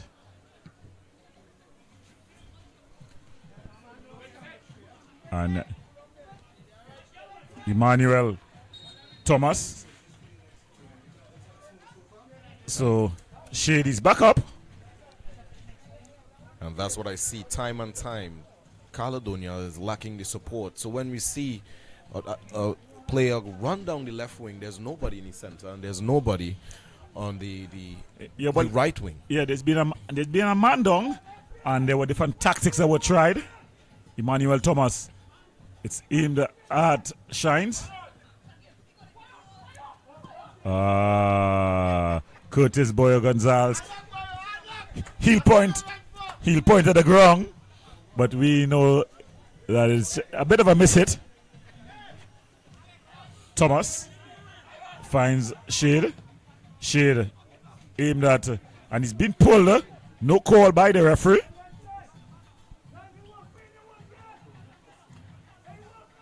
Coriat, and he is able to go back into the pocket and pick it up. Finds Goddard. Kevin Goddard, the Diego Martin resident, finds Gonzalez. Gonzalez finding, and that's a beautiful one-time ball. Shaquille Shaq Bochum, ball across, headed out there by Etienne. Benjamin Etienne taking no chances, so it's going to be a corner. But it's gotten very dangerous here because they have two guys at about 6'4" and over in Jelani Peters and Brent Sam. So they're two large guys, and they're not only tall, they carry a heavy body as well. Ball floated across. Keeper comes. He does enough. Goddard finding Jelani Felix. Felix floated into the area. Keeper comes. Headed clear. That's a good putting his body on the line. Emmanuel Thomas. Thomas looking for assistance. He's a strong player. He's definitely going to find himself in the referee's book. Curtis Boyer Gonzalez.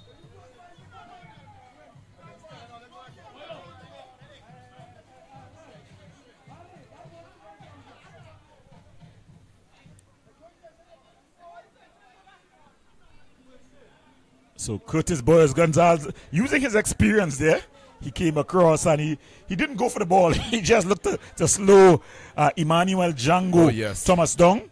I think Emmanuel Django Thomas, he's also been a fine in this league this season. He's definitely come to the fore here at Caledonia.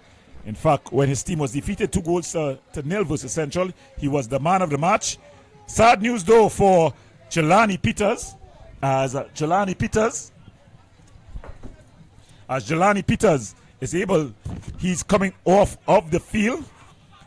His hamstring, they've been nursing him back to full fitness, but the big veteran, and it's a sad moment for him.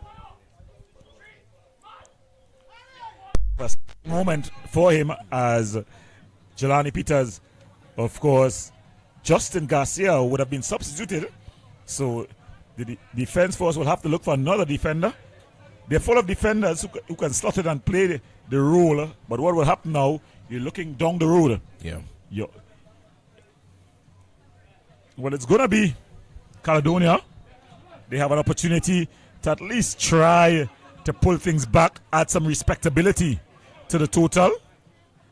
That's a good ball. Finding Etienne. Etienne with a good first touch. But then he overhit. And the ball goes over.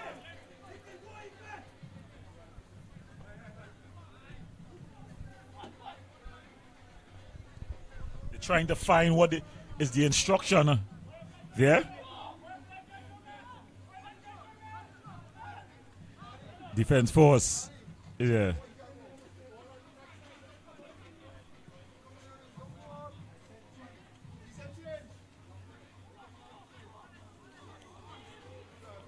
So it's given up here. Solomon. Javon Thomas, a heavy touch, easy giveaway. And this is where Caledonia have just lacked the necessary quality. Good work there by Butchum. Shines is in the air! But the keeper comes and he claims easily. Jabari Scintilla. So we're seeing some more substitution about to be made. It's Keller who's going to make the entrance here. Kazim Keller. Number 37. Yeah, number 37. He's going to be coming on for Jelani Peters. The ball floated across, aimed at Sam, but it falls free at the far post. Koriat. Yeah. Still Sam. That's some good work. Still Sam. Keeper under some pressure there. Ball floated across, and finally keeper comes and claims. Keeper put to work.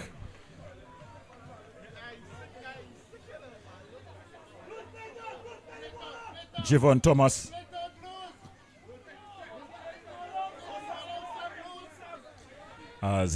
Kevin Goddard. Koriat.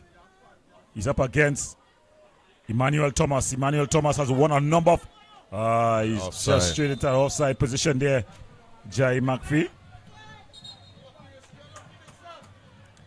And we see Shade is off, and on comes the young presentation man. That's Isaiah Jacob. Isaiah Hulk Jacob, the youngster from Point 14, the Liberia. So, and on for the defense force, we see coming on is Keller. Kevin Goddard. It's a beautiful ball. Falls to Bertram. Brilliant save by the keeper. And Jacob able to get his first touch. Keller gets his first touch. He finds Goddard. A missed pass by Goddard. Finds McPhee. Finding the spaces. Here's Thomas. Etienne. A bit of a heavy touch. But he loses out, and Goddard. Kevin Goddard. Striding forward. Exchanging passes with Sam.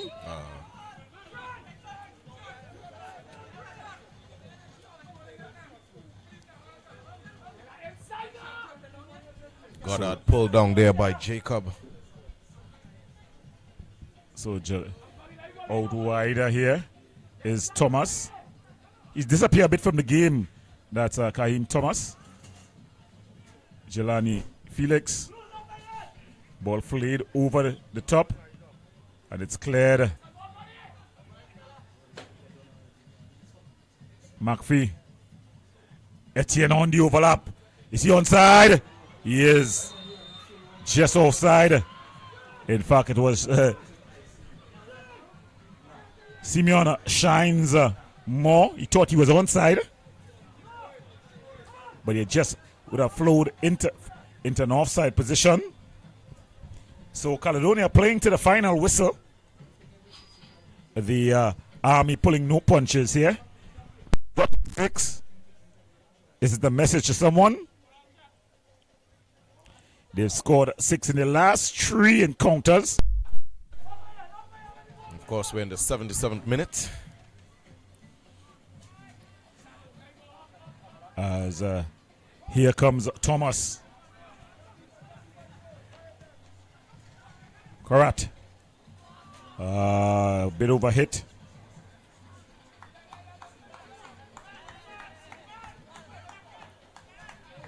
Ball goes out of play. And it's going to be a throwing here. So a lot of pressure being applied here. As Javon Blues Thomas with the throwing.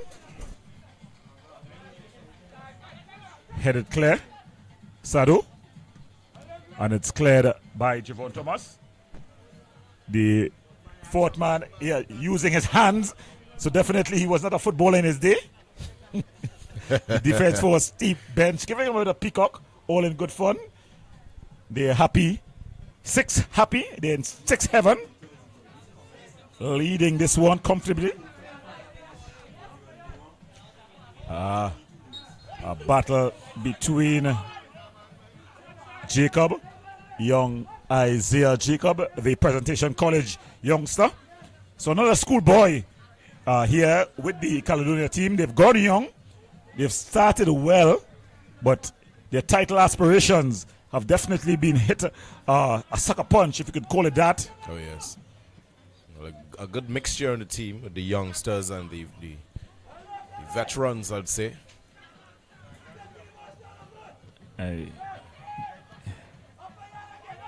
Goddard.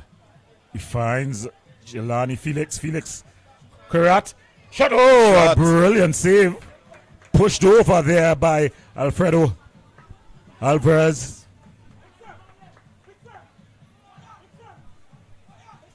Are we going to see another goal conceived in the next few minutes? Well, not more as the pressure is being applied here.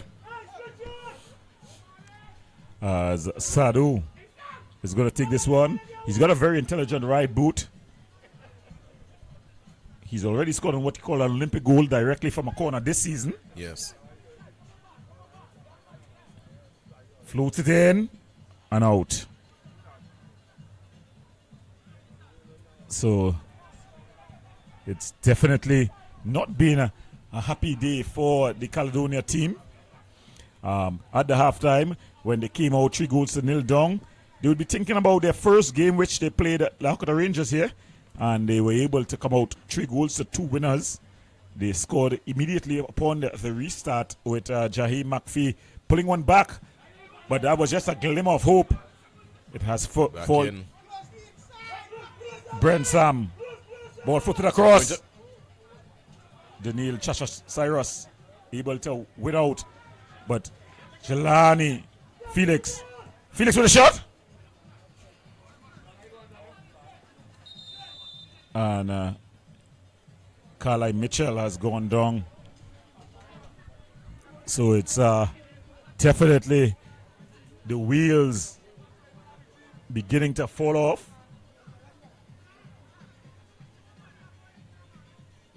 Caledonia seem to have lost the momentum entirely.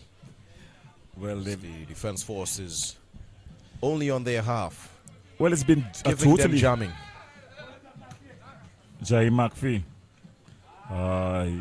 losing out.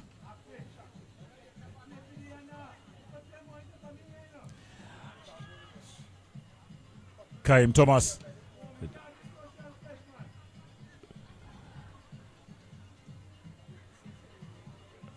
Beautiful play, and there it comes off. It's gonna be A corner here again. So the defense force team, they're not done yet. They've definitely not taken their foot off the pedal. They've had their foot on the necks, the proverbial necks of Caledonia. I think you can see the Caledonia team almost bawling that they can't breathe. They're hoping, I think they're wishing for the referee's whistle even at this point. Felix finds Moe with a bit of a heavy touch, but he's able to win out. Are they going to break free? Ball played forward. Keeper comes, plays, and then cleared out. Didn't look comfortable there. That's Jabari Saint-Hilaire. He's come out from the Rangers outfit, and he's made himself the Army #1, replacing Christopher Biggett. Javon Thomas. Solomon Austin losing out. Kaim Thomas. Heavy touch there by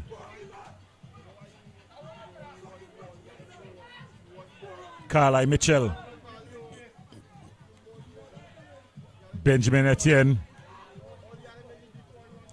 Jai McPhee. McPhee able to skip past one challenge and the other. Tries to thread the needle.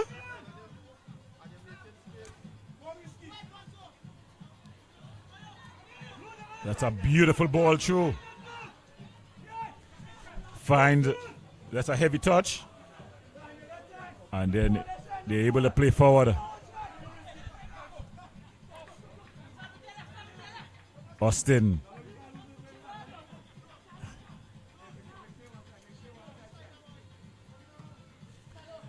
And Daniel Cyrus. Emmanuel Thomas.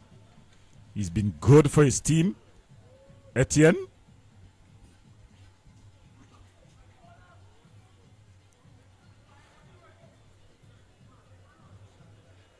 Emmanuel Thomas gives it back to Etienne.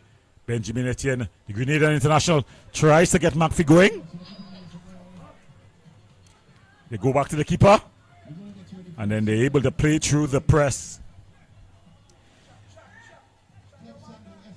Kevin Goddard. Jelani. Felix. Finding Thomas. Coriat. Ball across. Thomas. Able to win out here. That's Javon Thomas. Isaiah Jacob. Played back to the keeper. So your thoughts on the game, Jay Brown? Well, Gordo, very exhilarating, very exciting, especially from the defense force. 6 goals to 1. And I would call it an exceptional one from Caledonia because it definitely was an exceptional goal. I must say I'm very impressed with Kevin Molino. He took some tumbles during the match, but he really executed with a hat-trick. So exciting game here at the Horquetta grounds, Gordo.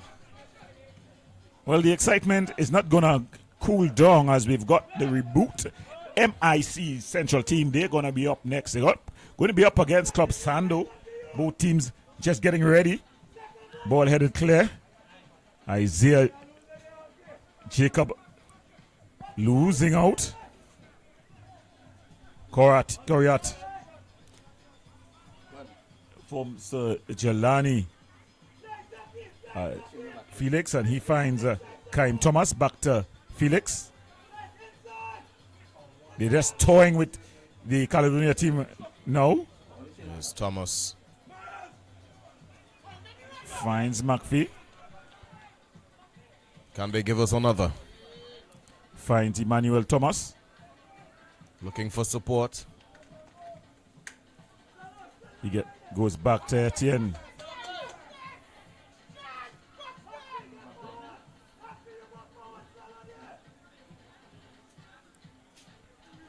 Cyrus finds Javon Thomas. McPhee. Caledonia getting a bit of a possession here.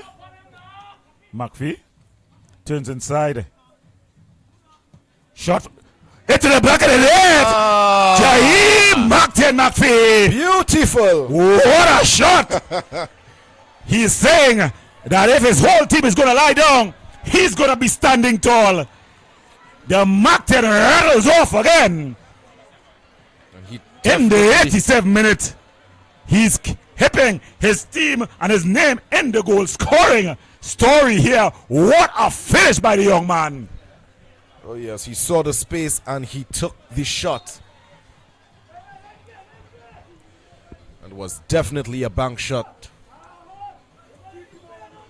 So the score is 6-2. The defense force, they lead comfortably. But Jaheim McPhee with a second half brace, he's showing that he's not going to lie down and die here. Fighting till the end. Ball they conceive another. McPhee, he's gone down. Good defensive work there by Jelani Felix there. Experience just cutting the run of the forward. He went down on the heels. He definitely run himself into the ground. He's gone down there. Not much time left in this one. But Jaheim Joel McPhee, he's definitely made a statement.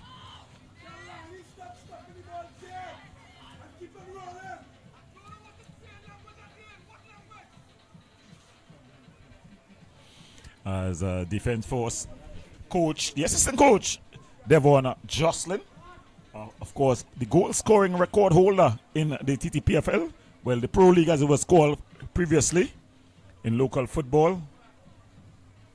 Druggy, as he's called, he's made the smooth transition into coaching.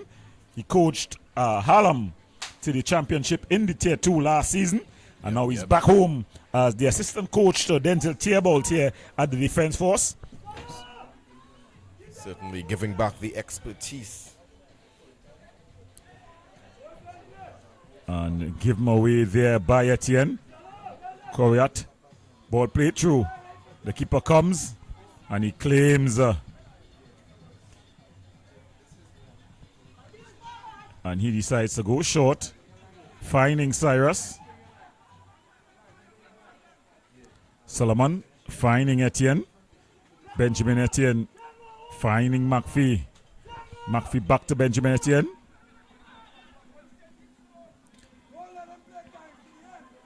Daniel Cyrus. Ball played forward. McPhee trying to put on his big screen. He does well. Young Isaiah Hulk finds McPhee. McPhee trying to play that ball into the gap. As the third official, the fourth official, he says that 3 minutes will be added on a minimum of 3 minutes to play. Jabari sits there, a bit of a heavy touch.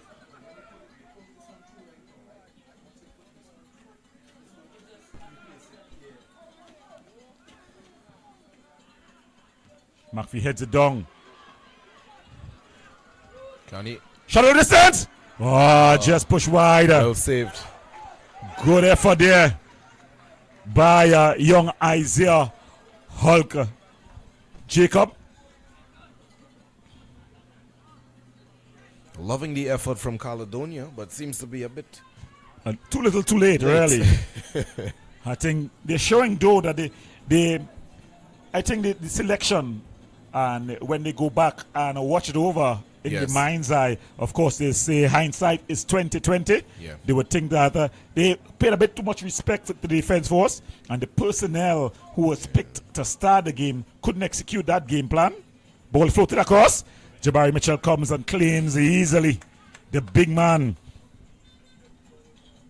he's able to hold it. He's waiting for his team as they just floats the ball out, and Isaiah Garcia picks up. Ball floated across. Koyat. Jelani Felix finds Kevin Goddard. Goddard to Sadu. Sadu looking to come near side to Keller into the pocket. Heavy touch by Bertram, but he's able to win out. Coyote with the turn. Correct. Good attempt, but just off. Just off.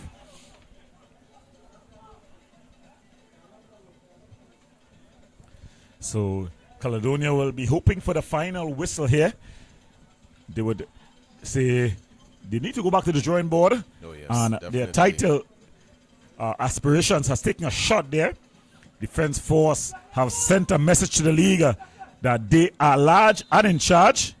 They're calling for the infringement. So probably they can just pull back one.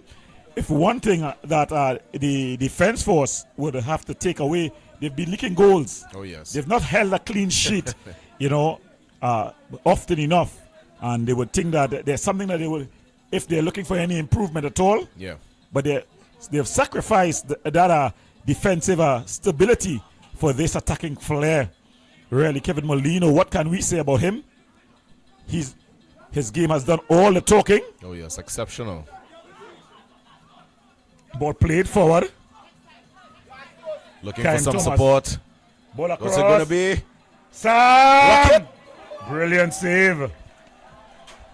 Big Brent Sam, and that's the final whistle. So at the end of it all, the Defense Force have set the message clear. It's 6 again. Back-to-back sixes here as they win 6-2 versus Caledonia.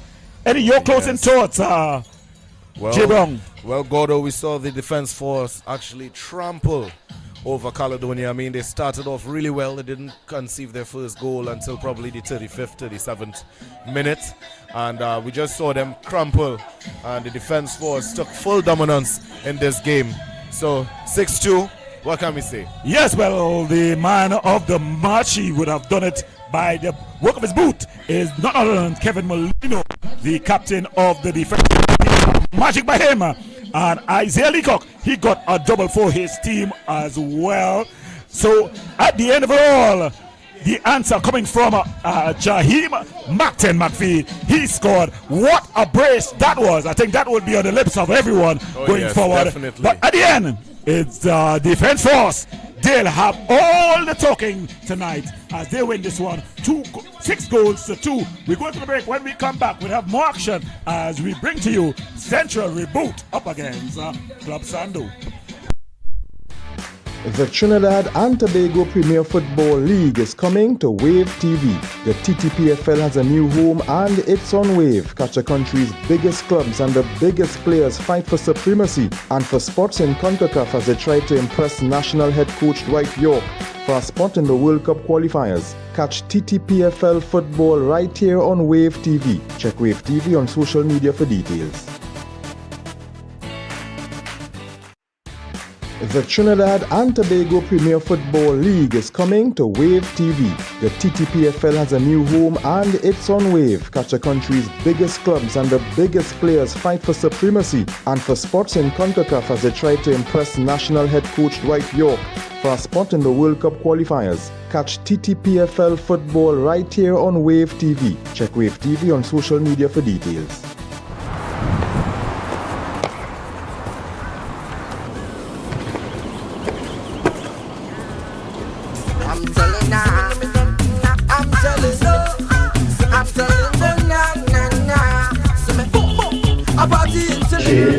One must train at least 3 to 4 times a week. Doing hopping, bounding, hurdle drills, medicine ball, sprint drills, and also technique. Technique for me also is key.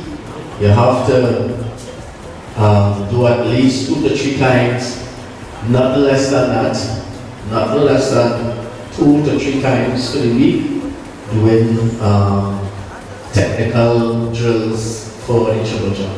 Because it's such a complex discipline, you have to spend a little more time. You will do more of the bounding and the hurdle, medicine ball. You concentrate on sprinting, but it is not is not your main focus. So sprinting to me, when I do it, I do two times a week. Other coaches will have their own method, but for me, I do sprints twice a week and more concentrated more on the technical aspects. I'm telling you, where we're from Trinidad and Tobago. I's a Trini, Purple Trini, a Trini. Oh, cause they love how Trini does look. And they like how Trini does cook. And they like to hear Trini talk. And they love Trini woman walk. It was very beneficial to me, especially because I am a jumper. I do the long jump and the triple jump. And this session today helped me realize the areas in triple jump where I'm lacking. I got some great advice from the demonstrator, from the coaches as well. They pointed out my weak points, the areas I need to work on. And it was pretty much a great day. It helped the athletes who aren't really triple jumpers and who are interested in learning triple jump, start off with a strong, base to learn it and to compete in competitions. So it was a great day. As of right now, my goal is to attain a track and field scholarship to head out, but in about 5 years or so, I'll still be doing the sport. I'm very passionate about it. It's something I don't see myself dropping anytime soon. So yeah, I'll still be in the sport. So far in 2019, I got the gold medal in the under-17 triple jump. Since then, it's been a bit difficult with injuries and stuff. I haven't really competed at the under-20 level per se, and well, it's been a rough road, since then. But with my coach, my teammates, and all of us putting in the effort, I see bigger things coming, better distances, faster times, because I'm also a sprinter as well. So it's been a rough road, but a good one. I'm telling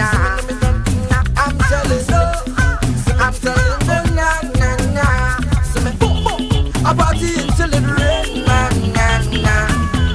I dressing up in my red, white and black. I don't care what nobody say. Every carnival I done day. Plus I know all artists and all the mass bands.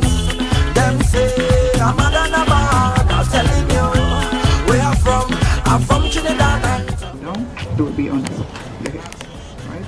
Not in front, not in back. You're not coming here later. Yeah? So you're running, this is your running action when you're running. And get it up. Alright? Now stay nice and tall and get hip up. And they like to hear Trini talk. And they like Trini woman walk. So it was really beneficial because I've only been dealing with the long jump and I was afraid as an athlete before doing the triple jump. So the information given here, I think I may try to work with 2 athletes to see how best they can do with the triple jump. But the information here was really well. I've watched videos and I've seen some persons like in the hop phase, like the knee would have given out of them. I've even seen that in some championships where athletes wouldn't have even reached the pit. So that has been my fear, but with the information that was given here, I think that fear is gone. A Trini, Purple Trini, a Trini. Oh, cause they love how Trini does look. And they like how Trini does cook. And they like to hear Trini talk.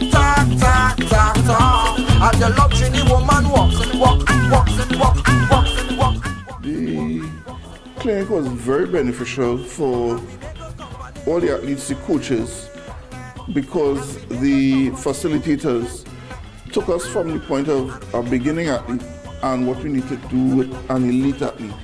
So if you didn't know anything about triple jumping, you got as much information as you need to start. If you're an experienced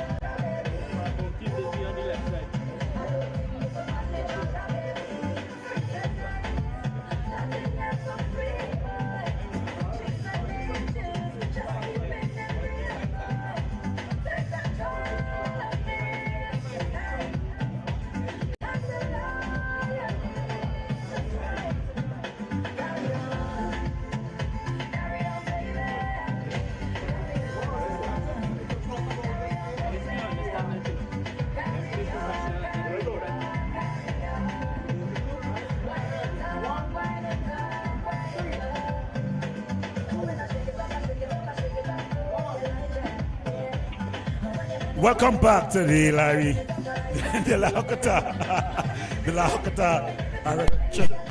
I think I've been given 6 of the very best, so a bit shaky here. But this game, we have Central. They're going to be Central up against Club Sando. Very interesting matchup here. The Central team, they started the night in second position on 12 points. They'll be looking to stay close to the defense force, who have lengthened their position in this one. Club Sando, they've been one of the best playing teams thus far. They've been very difficult to get past. Have only lost 1 game, but they have only 1 victory, and together with 3 draws.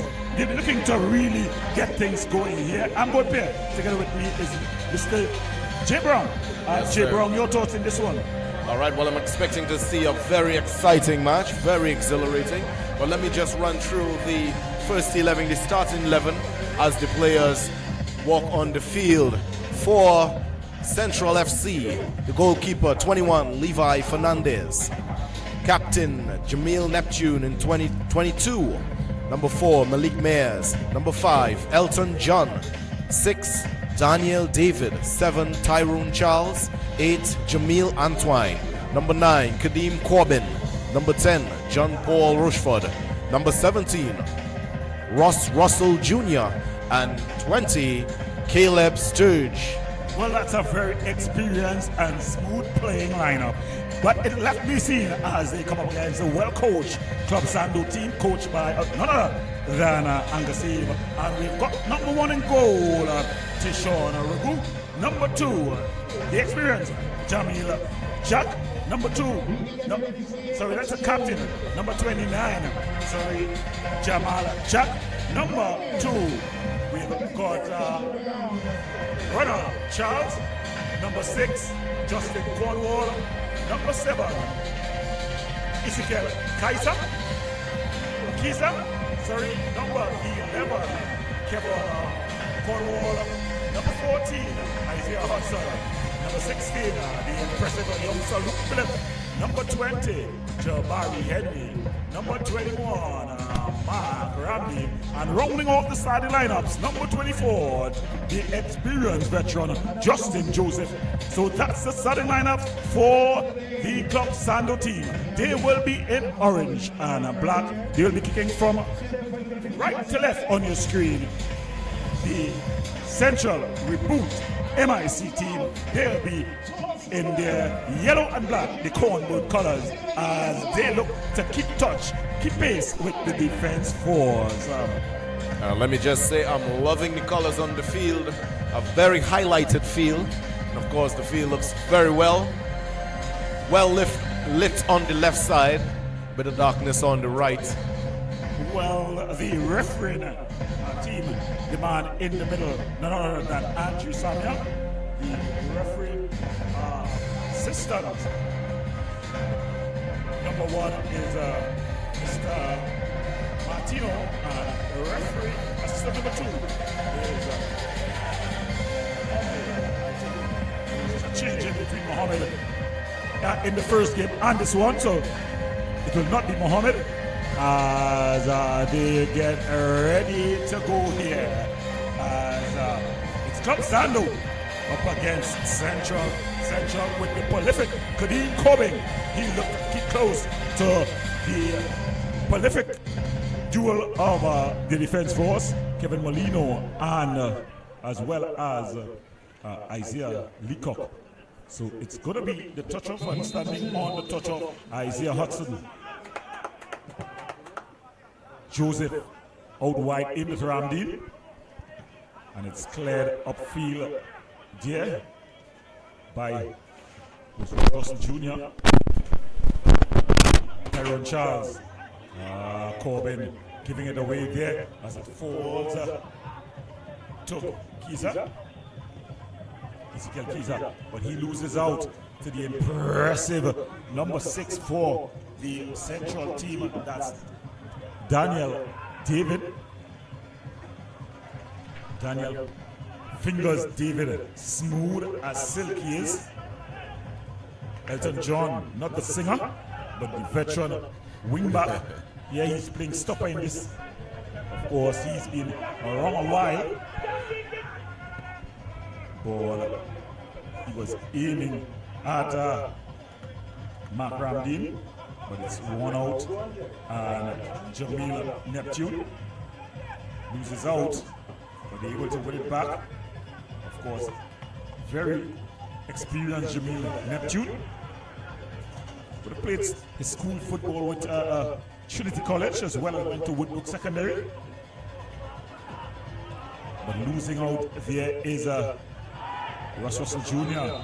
And then a handle ball right in front of the referee assistant on the far side there. That's Mark Ramdin giving up possession, and Neptune goes back to his keeper. His keeper Fernandez finds Caleb Sturge. Sturge losing out. Ball across. And Luke Phillip is calling for the referee, just signaling for the offside there. As that was trying to tee up Luke Phillip. That was Club Sando's first attempt, with the first attempt at goal. Quick starting team, this Club Sando team. They played earlier, they played Caledonia earlier, so I saw them up close and personal, and they moved the ball quite well. They were well coached. If there's anything that there's Jamal Jack with a big defensive header. Good defender there from Central FC. To Luke Phillip. Just giving it away, Corbin. Oh, strong challenge by Jack. No call by the referee. Ball played forward. Isaiah Hudson. And the referee calling for the infringement.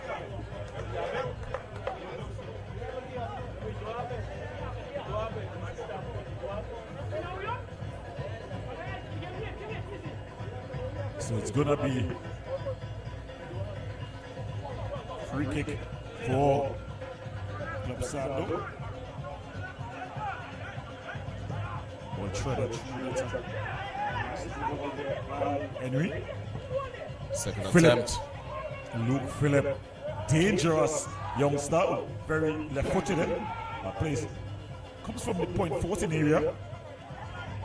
With a play with point 14 Civic. The handle ball, the hand well away from the body.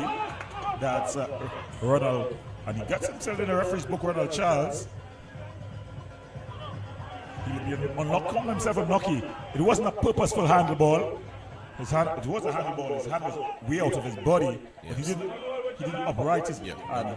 He was trying to get his hand. So he called himself unlucky. But the man looking at complete control is Mr. Andrew Samuels. What's it going to be here? Headed clear there by Jamal Jack. And Luke Phillip taking no chances, playing it out. Of course, to experience set of coaches on the bench for the Club Sando team. We have the head coach, Angus Seaford, the national coach. We have the assistant coach, Mr. Roshan Maz. He'll be taking care of goalkeepers. And of course, Abdul Phillip from Caledonia man. He's on the bench there as the second assistant coach for the Central, the MSC Central. We have the head coach, Mr. Jason Spence, assistant coach, Mr. Julius Edwards, and the other assistant coach is the physiotherapist, Michael Taylor. JP Rushford just losing out. Ball falls to Daniel, and it's cleared away. Caleb Sturge, Jamila Antoine. Sturge, strong tackle there. They're lucky not to be called. Coach Angus Seaford on the sidelines questioning. Credit to the player though, he never stopped playing. Henry, ball played through in the Jack.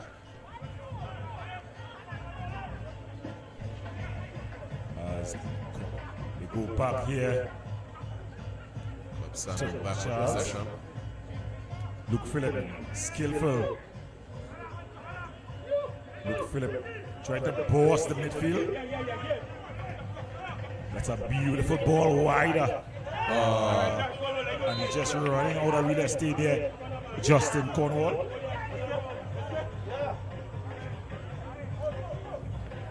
John Paul Rushford to Caleb Sturge. Caleb Sturge banging forward. Jamal Jack winning out. Goes short to Cornwall. Cornwall across the area to the other Cornwall. The referee plays the advantage. Caleb Sturge winning out. And then the veteran Jason Joseph trying to defending there. Yeah. It's good defending there by Neptune. But Hudson keeping it alive. Heavy touch by Corbin. Joseph losing out to Corbin. Corbin finding Tyrone Charles. Tyrone Charles skips past the challenge over. That's Henry. Wide to John Paul Rushford. Into the hands of so Ragu able to play. So very interesting moments early on here. Both teams giving as good as they get. Oh yeah, I think it was Club Sando. Just when I was about to say that Club Sando was dominant in the first half, that's when we saw Central FC pulling it right back with some counter attacks and doing really well at that.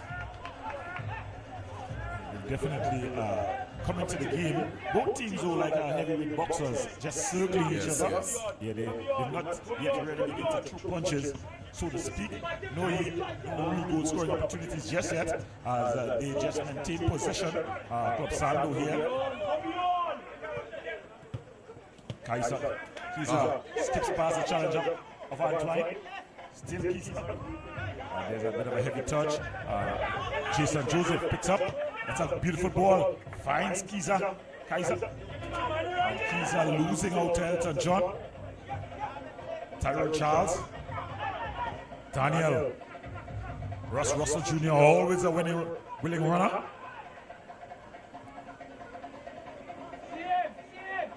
Corbin. Kadeem Corbin. Of course, Caribbean Championship winner with the under-20s in 2015. It seems a long time away. In that time, he was the MVP, a team that included the likes of Levi Garcia.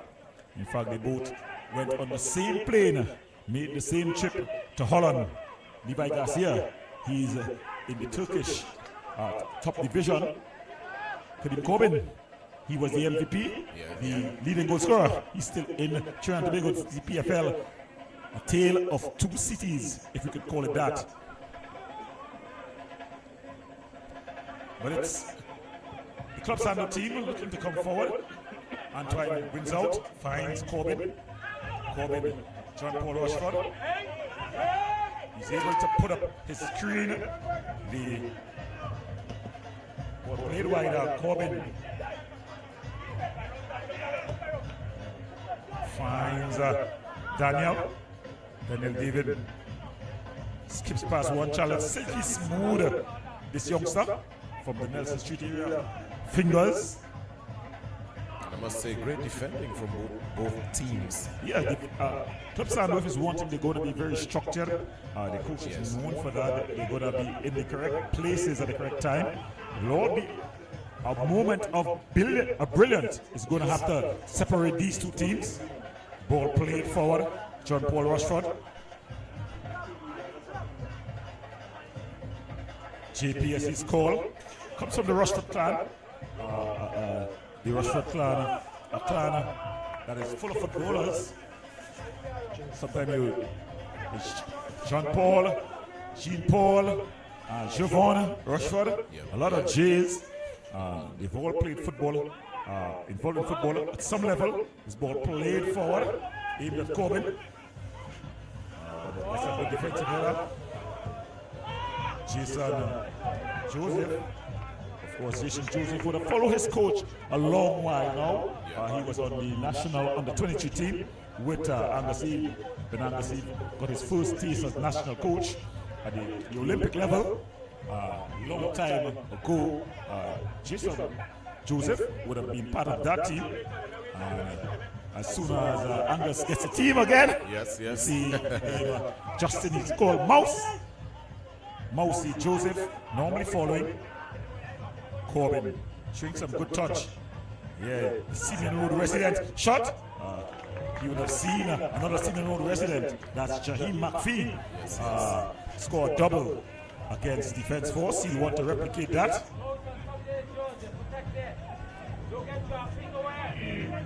As Club Sando unable to pass it out. Sturge, the man from Diego Martin, finds shot from distance. Oh, what a shot! On the crossbar. Tyrone Charles. He was given acres of room, and then Justin Cornwall, just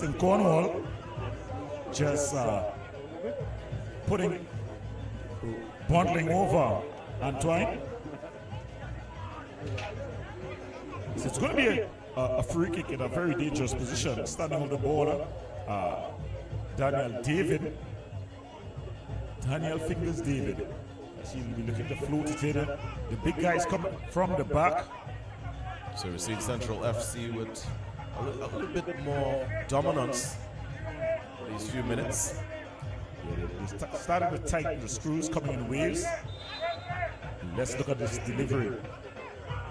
Daniel, it's across! Headed clear by Henry. And then Ramdin finishing things up. Ball played all the way through. And Levi Fernandez picks up. And twice finds Elton John. Name after the famous English singer. What's your famous, your favorite Elton John tune? I would have to be that one with Cold Heart. That's a brilliant one. Yeah. Most famous one. I think the Candle in the Wind was also too sad. It was also a good one as Elton John gets on the ball there. We're talking about singer Elton John, but it's football going on here at the Lahota Recreation Ground. It's TTPFL action here as Jason Joseph maintains possession, finds Luke Phillip, who goes back to Jack. Jamal Jack, who just scored for the Trinidad and Tobago team when they played Saudi not too long ago. First game, that's a brilliant ball, but it's well cut out by Sturge. John Paul Rushford. It's a good ball down line. Ball played across. Oh! Good touch there by Jack. Doing enough, as the saying goes. Just about the center player just finding and getting himself there in time. Daniel. David. Great ball skills. Silky Smooth, the Nelson Street resident. Two guys with exchange passes there, Neptune and Antoine and Daniel, both residing from Eastport of Spain, showing that good things can come from Eastport of Spain. Oh yes. Jack Sando back in possession. Finds Henry. Just slowing things down here. They've repelled the early raids from Central. A little recalibrating. Yes, definitely rebooting. If you can borrow a term from the sponsor.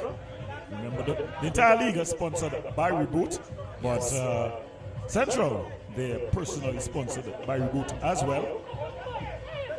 So special thank you to Reboot, making things happen. This ball just going out of play. So it's going to be Club Sando throwing. And of course, remember you're watching this broadcast on Wave TV. That's the WASAT audio and visual entertainment. Remember to like, subscribe, and share as we bring to you all the sports that take place in Trinidad and Tobago. We will be covering some of the TTPFL 1, TTPFL 2, all the minor leagues that you can think about, cricket. So like, subscribe, and share, and always be in the know. Of Of course, and follow us on social media, all the social media platforms. It's a brilliant ball through. Cornwall not even getting a shot off there. It was some brilliant work by Luke Phillip there with the back heel. Really, Kieran Cornwall, the man from Diego Martin, from Bagatelle Diego Martin there, he had the goal at his mercy. All he needed to do was roll it into the net. He delayed a second, and it was Jermaine Antoine who was able to get in that large dig tackle and just save his team blushes.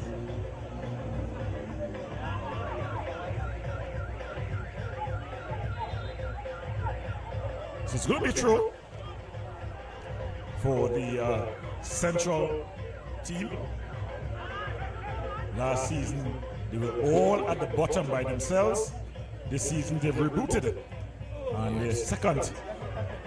Come back very strong. Much too easily. Luke Phillip there, trying the shot from distance. It's completely off target there. They're trying to relieve some of the pressure, but they had the best opportunity thus far. And I think Cornwall, Kieran Valda Cornwall, will definitely be hoping that he gets back that chance. So the fans have gone quiet a bit here. They were a bit louder when the Defence Force and Caledonia were playing. Oh, yes. I think, though, they were excited by goals. It was raining goals at the recreation ground. This and more.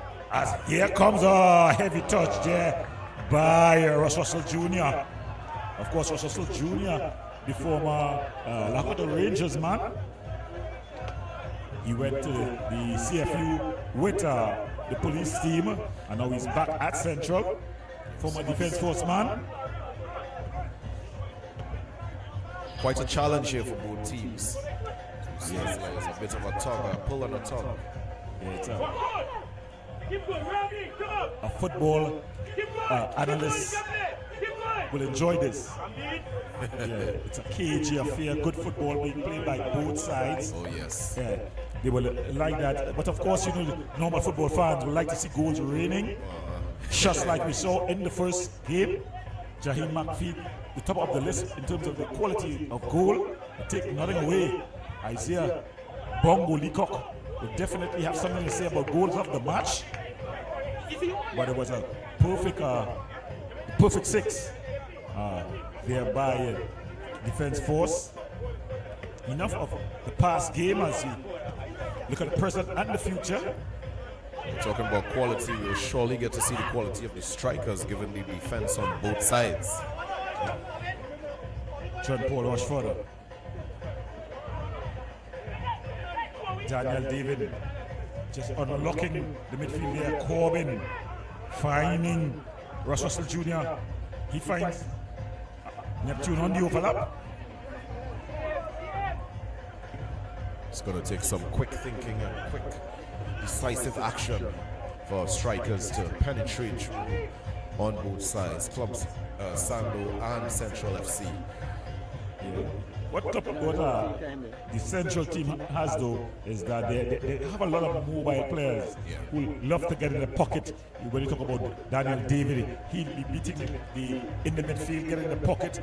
Cody Corbin, Tyrone Charles on top. Of course, the best attacking wingback in the country is Russ Russell Jr. And if you think he's a good attacking wingback, almost level with him playing wingback in this game is Jamil Neptune. So you have to defend well against them. Yes, yes. But I think no team will be better suited to set up and defend against them than Club Sando. Always organized when Abdullah Phillip, definitely an infringement when Abdullah Phillip and Angasif is in charge. So you can expect that to be a cagey affair. I think it's going to take moments of brilliance to really unlock this one. Certainly team movements and team mechanisms in this one. So it's Ramdeen who stands over this one as well as Kieran Valda Cornwall. So Cornwall looking to aim at the far post.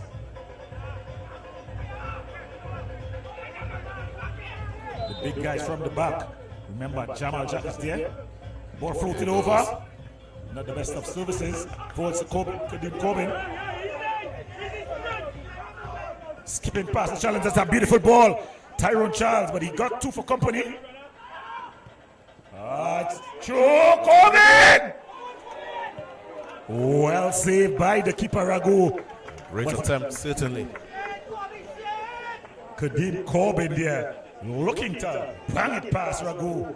But it was a brilliant save by Ragu there.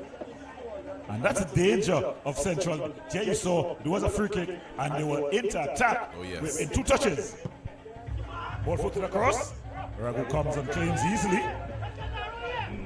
Ragu being very impressive.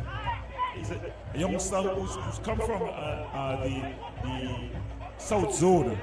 You know, it's a big step up for him. It was a bit of a surprise to see him, at Club Sando. But he's showing his quality. He's showing that he's ready to be the man. He's surely a zone of some good football, I must say. Even looking back to the secondary school level of the schools from South, they were always very exceptional. So a lot of youngsters are making their step up in the TTPFL. The league this year has definitely attracted a lot of hype, a lot of interest. That's a clearance there. It wasn't a clearance for a pass. It ended up being a clearance there by Jamal Jack. And it's going to be killing Chinese Sturge. She's called the Digger Martin resident. Ball floated forward. Jack does the needful. And then it's just cleared out there. Anywhere will do. Under a bit of pressure there.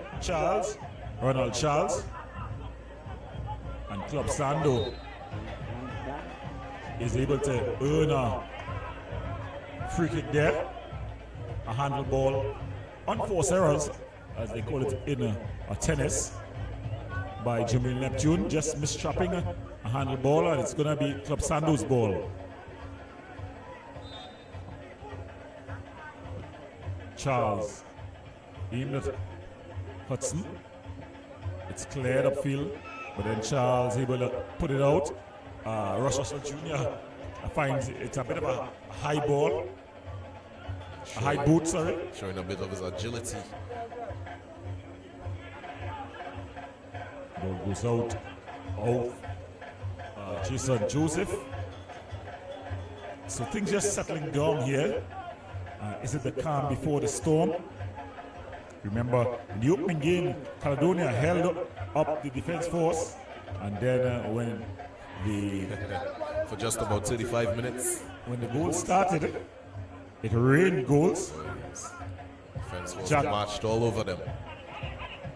And he's just clearing it out there. That's Fernandez, sorry.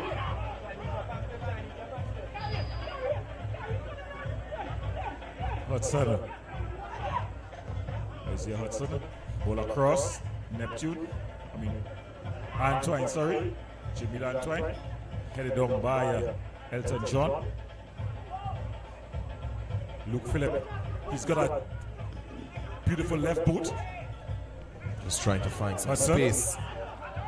Hudson just dragging that one wide.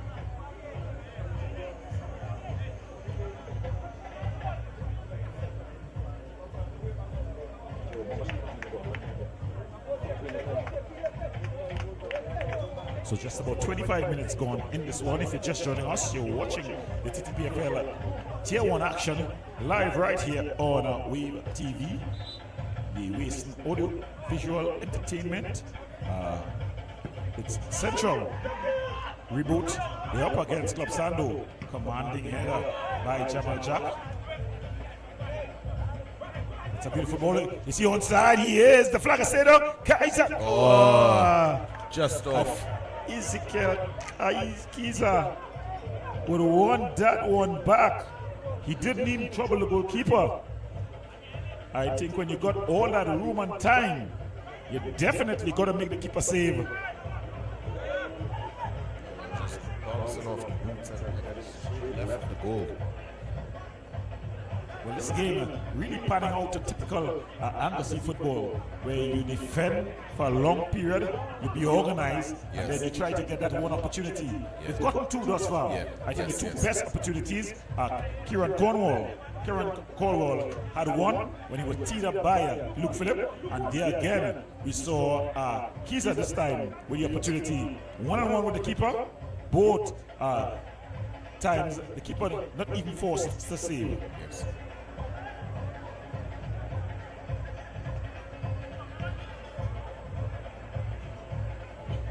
Ball cleared up field. Ross Russell Jr. Ball across. Ducking out of it was Tyrone Charles. He probably thought he had someone behind him. So the referee calling there for an infringement. Not the best call in the opinion of Anglesey. You say, Gordo, that's a tough job. Yeah, it's you're in a position where everyone loves to hit the referee.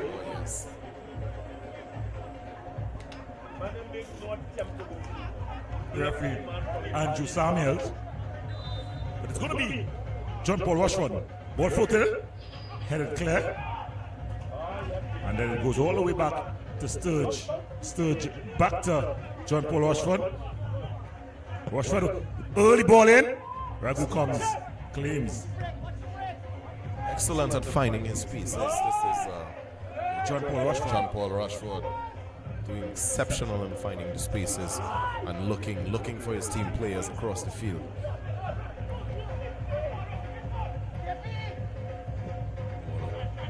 At Rushford.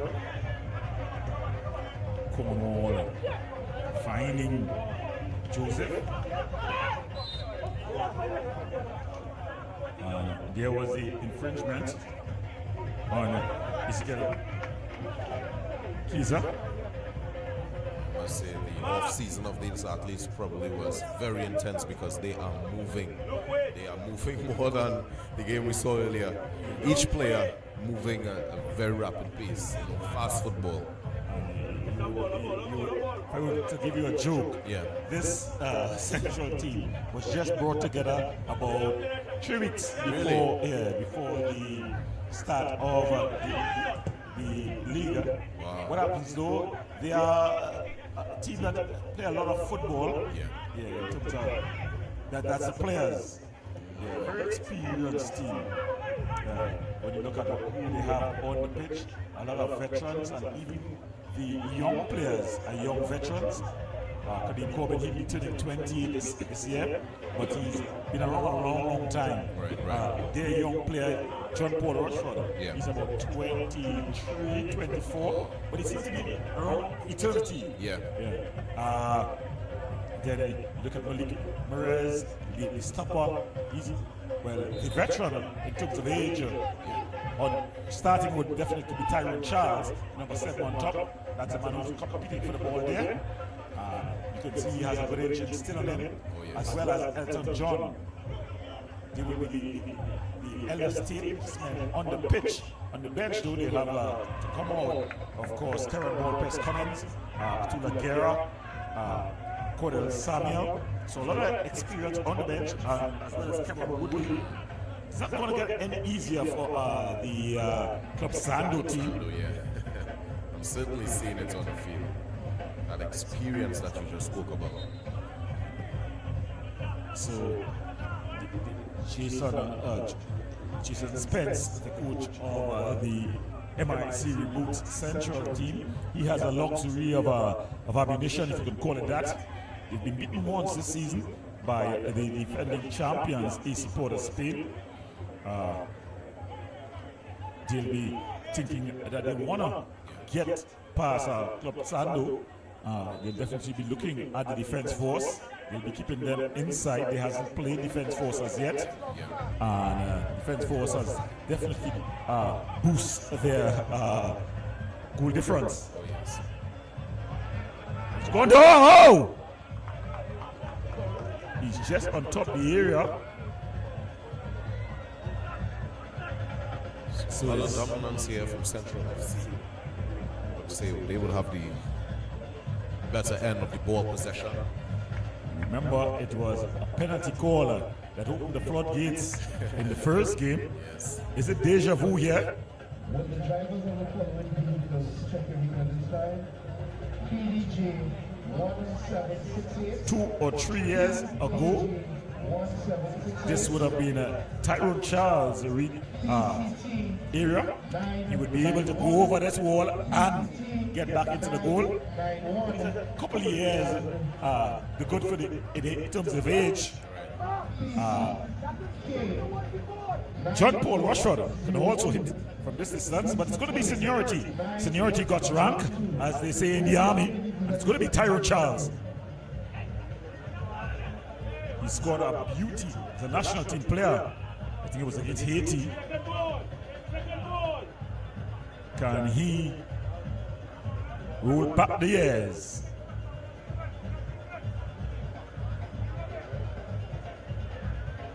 Tyrone Charles stands over this one. Charles! He was coming down, but it just went over. Good attempt. Good attempt, though. He was a bit too close to come back down. Yeah, but in his prime, he would get over the wall and the ball would shoot back into the back of the net. But as they say, one thing wins all. That's Father Time. Elton John doing some good work though. Ball played inside. Finds Luke Phillip. Luke Phillip skips as a challenge of Malik Morez. Quickly taken. Strong challenge there by Sturge.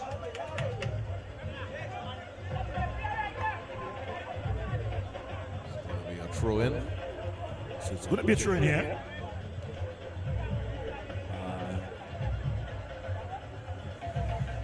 As we head towards the halftime break.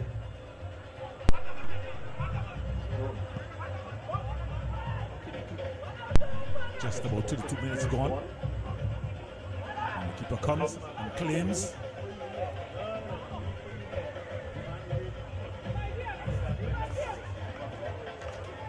Still a goalless game, a tussle. Central FC against Sando. Club Sando. Very challenging one here. Not seeing goals raining down, as you said before.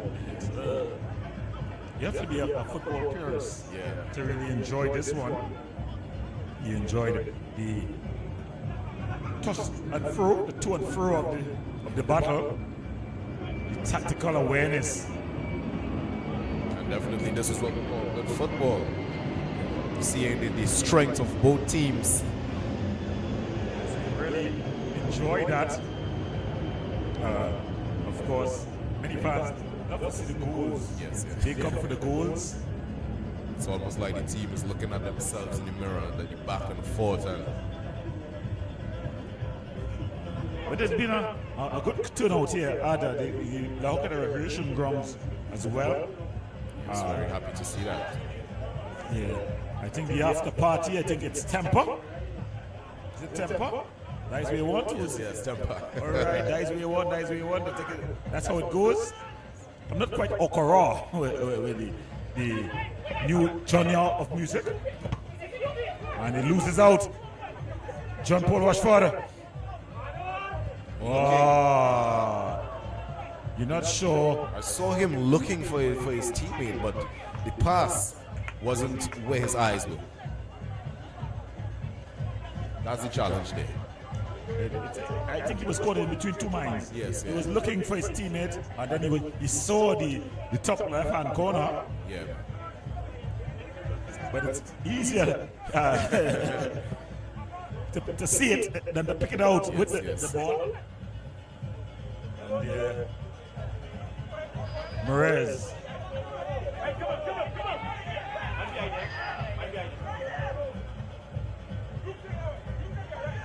Ball thrown forward.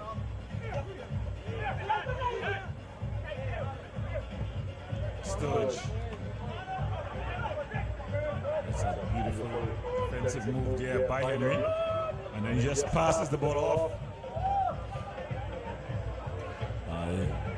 He has no excuse. We must compliment the ground staff at the recreation ground. Initially, this ground was rested. Yes. It was given a 2 weeks rest.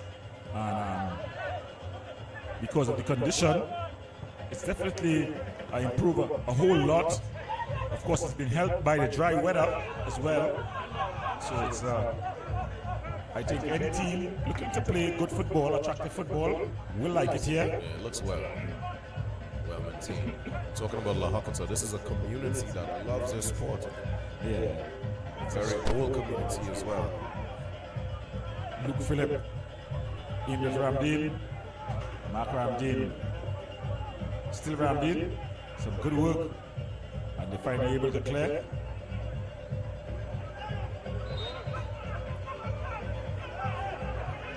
And Henry finds himself in the referee's book, picks up his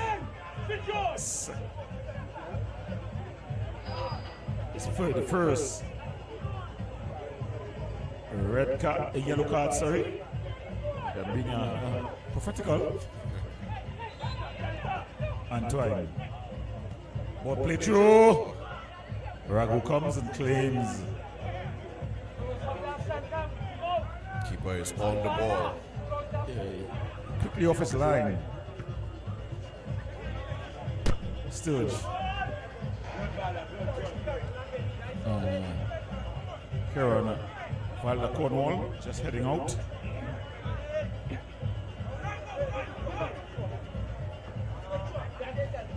Tyrone Charles. Sturge trying to find Corbin.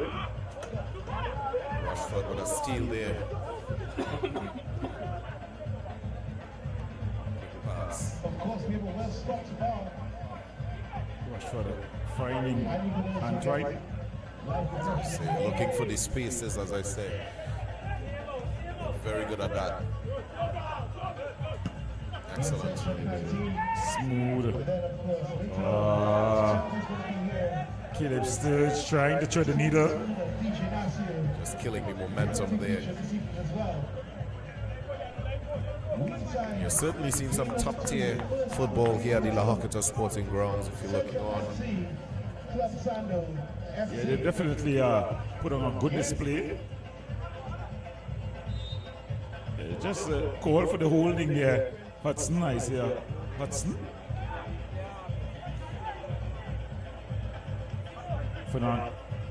Fernandez finds David.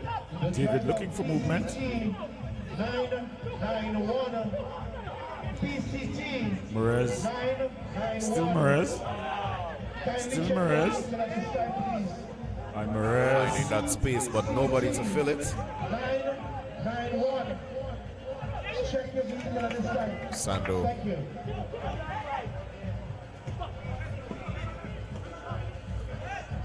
Kiza earned himself a national call-up under Steve. And he really, in that game, showed himself worthy. Scoring in that game was a Trinidad versus Guyana. Sando FC need to put on the gas, put on flames right now. They seem to be slowing down a bit. It's a heavy touch there by John Paul Rushford. Strong challenge there by Luke Phillip, but skipping past is Daniel David. Daniel David is smooth, silky smooth. John Paul Rushford. Ball across. Just headed clear there by Charles. Then he skips past the challenge of Corbin, keeps the ball in play, and then finds the veteran Jason Joseph. Hudson, nice build-up play here by Club Sando. Hudson, strong challenge. Ball goes all the way through. Fernandez picks up. Levi Fernandez. That's what we're seeing. Play defense. Play defense.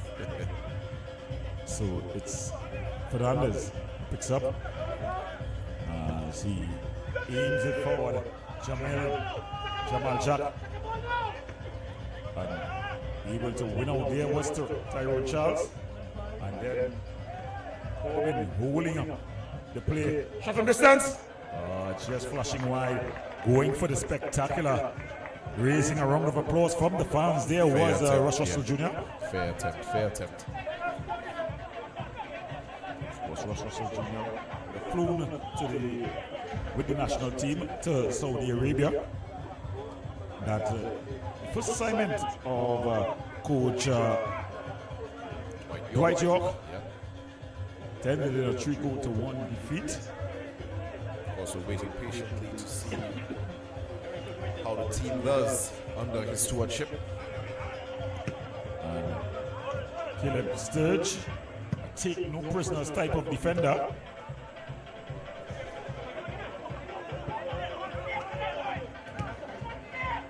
Jamal Jack.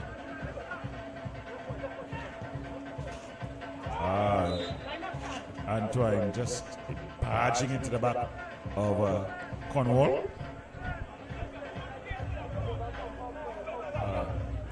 The central team, they've got loads of experience and quality on the bench. But make no mistake, Club Sando, they've also got players to match. When you talk about Karen Ball Press Cummins on the bench. We have a hard press at goal here. Just gone into an offside position. The AR referee assistant on the far side just raising his flag. They've also Jimenez Hamilton. So they'll add some bite to this Sando team.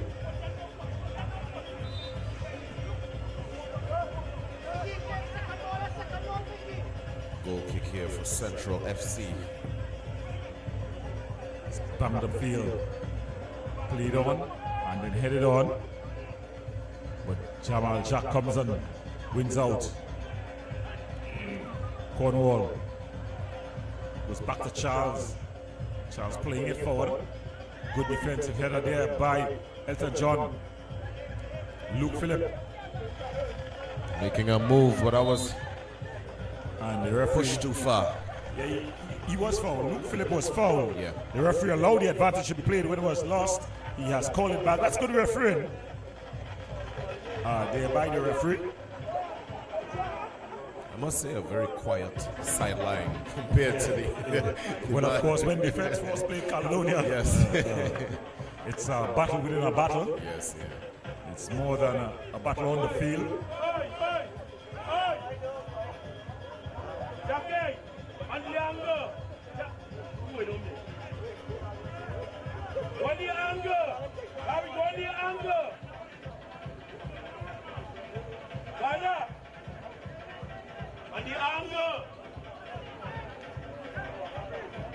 So instruction coming from the bench, from Coach Angus Eve. And Kieran Cornwall stands over this one. Matt Ramdeen as well. Good chip. Put it across, headed clear. Tyrone Charles shakes off the challenge. Kadeem Corbin 1-on-1. Good defensive work there by Jason Moe Joseph. Corbin, silky smooth. Jamil Antoine finds David.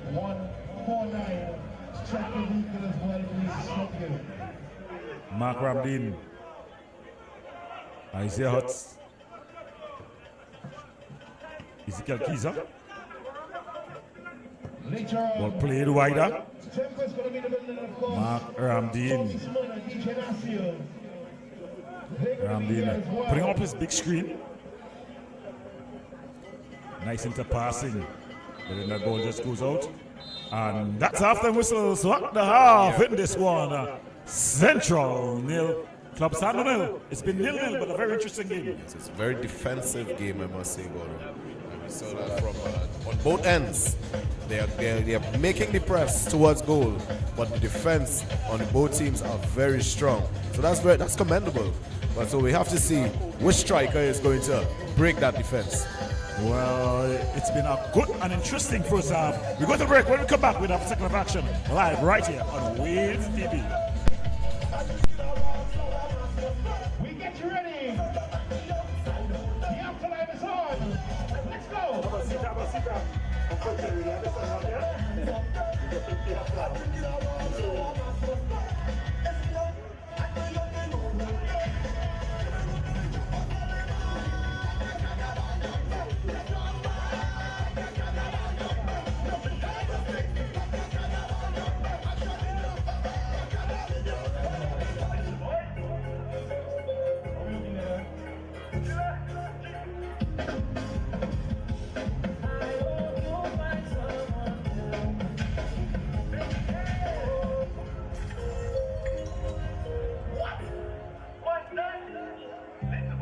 Wingside game number 2.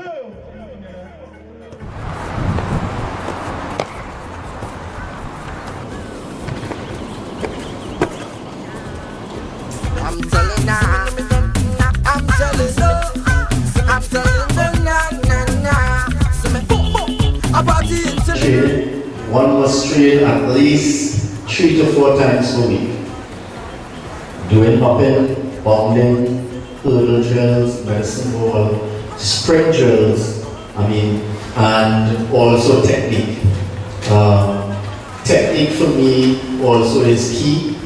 You have to do at least 2 to 3 times, not less than that, not less than 2 to 3 times per week, doing technical drills for the triple jump.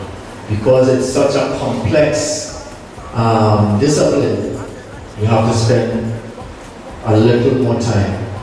You will do more of the bounding and the hurdle, medicine ball.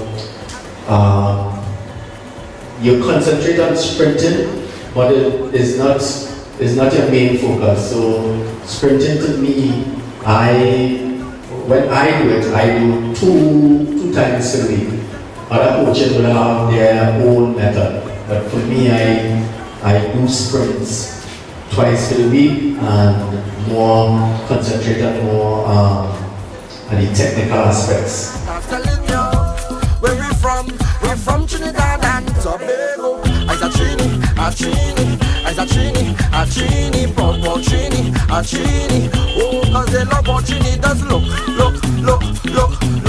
and they like how Trini does cook, and they like to hear Trini talk, and they love Trini woman walk. It was very beneficial to me, especially because I am a jumper. I do the long jump and the triple jump. And this session today helped me realize the areas in triple jump where I'm lacking. I got some great advice from the demonstrator, from the coaches as well. They pointed out my weak points, the areas I need to work on. And it was pretty much a great day. It helped the athletes who aren't really triple jumpers and who are interested in learning triple jump, start off with a strong, base to learn it and to compete in competitions. So it was a great day. As of right now, my goal is to attain a track and field scholarship to head out, but in about 5 years or so, I'll still be doing the sport. I'm very passionate about it. It's something I don't see myself dropping anytime soon. So yeah, I'll still be in the sport. So far in 2019, I got the gold medal in the under-17 triple jump. Since then, it's been a bit difficult with injuries and stuff. I haven't really competed at the under-20 level per se, and it's been a rough road, since then. But with my coach, my teammates, and all of us putting in the effort, I see bigger things coming, better distances, faster times, because I'm also a sprinter as well. So it's been a rough road, but a good one. I'm telling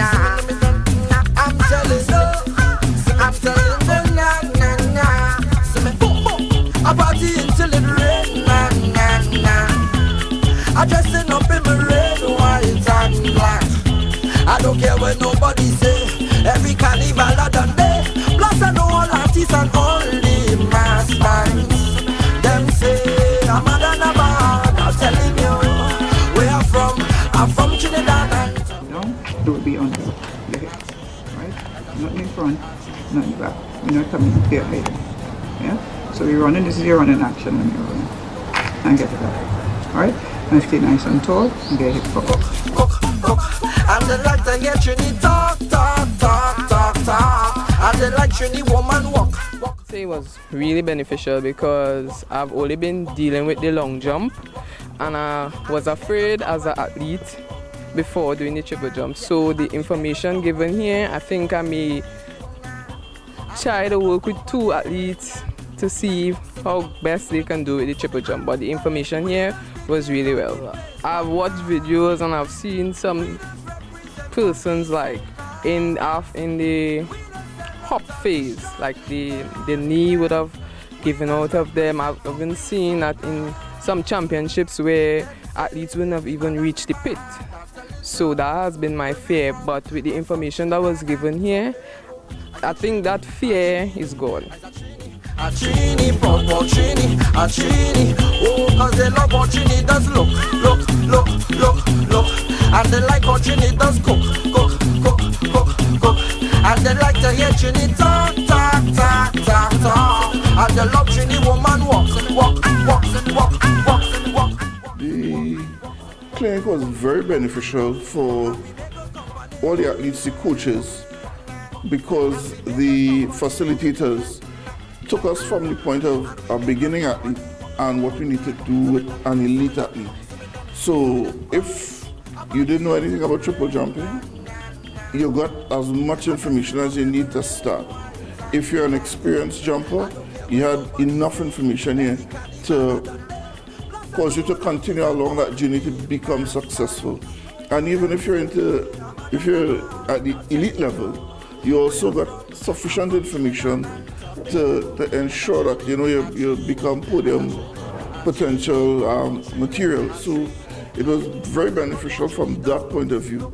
We were able to get information for all the levels, from amateur right up to professional. The sport would become a lot more popular with the more clinics like these, because the more clinics like these is the more information we have that we could go back and spread the word. We could work with our athletes, we could encourage other coaches, we could encourage other athletes to become part of it. And I am also going to do my part towards exposing young athletes, student athletes into the sport, and also introducing and encouraging and motivating other coaches to get involved as well.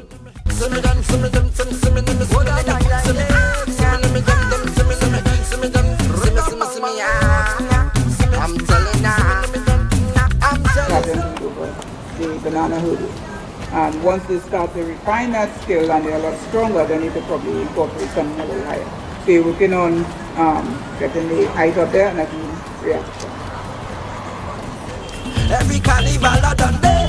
Plus I know all artists and all the mass bands. Them say I'm a bad. I'm telling you where I'm from Trinidad and Tobago. As a Trini, Popo Trini, a Trini. Cause they know how Trini does look.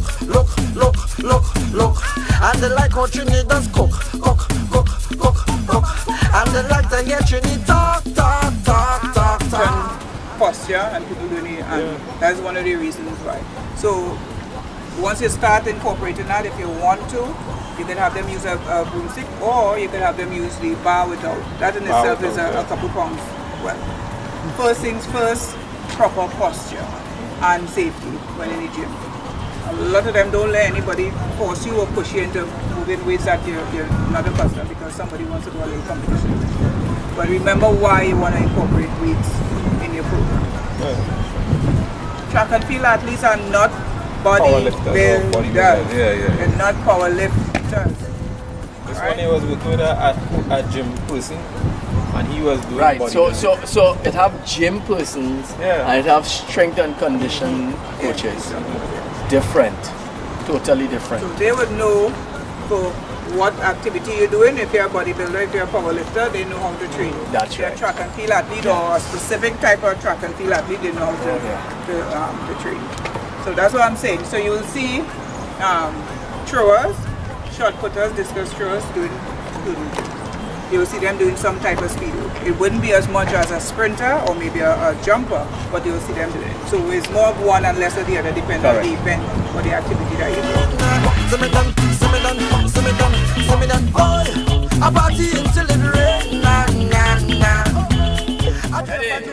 Ready? 1, 2, 3. I don't care what nobody say. Every carnival I done there. Plus I know all artists and all the mass bands. Them say I'm mad and I'm mad. I'm telling you where I'm from. I'm from Trinidad.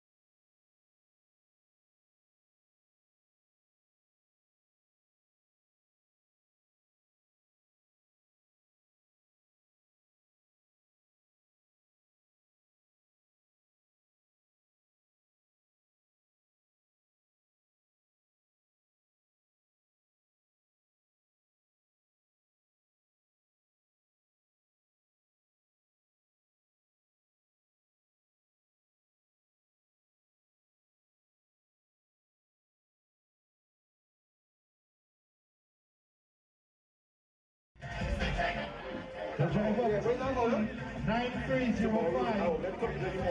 Right, tomorrow I have my daughter. So you see that? I am sure. At CBT H299. Check your vehicles, please.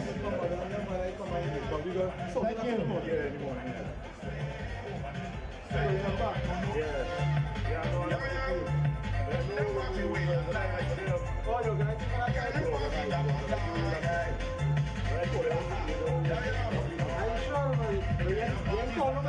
When the venue get like sweat box, when water fly like egg from a fan landlord in your dreadlocks. They get so much of wine is a tax in my head like Red Cross. And the sneakers where you just bought, you will notice that the left loss are ready. I like what you was with you. It's like it's in your head. It's like to you. It's the kind of fit I like. Kind of fit I like. Kind of fit I like. We woman whining on her. Kind of fit I like. Kind of fit I like. Kind of fit I like. And everybody swing. Swing over there. Swing over there. Swing over there. Swing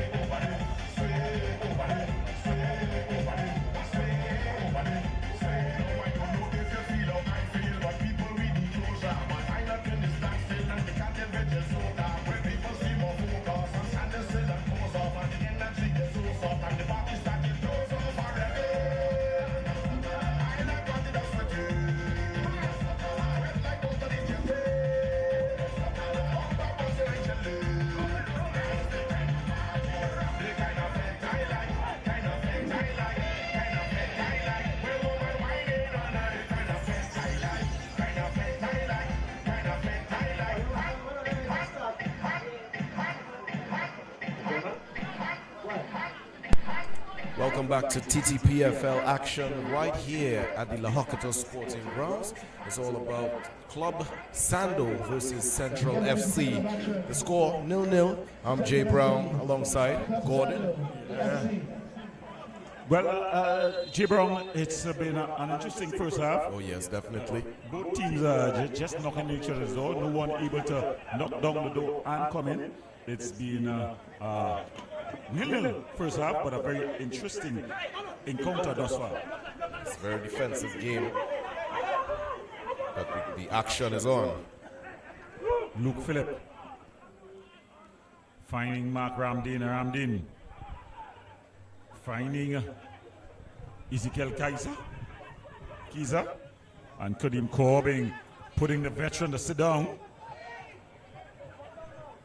And then he finds Daniel David. And Daniel David just moving forward there. And that ball just played out of the defender. Club Sando came out guns out. John Paul. Steam engine on. John Paul Rushford. Losing out here and just running into trouble was Kiza.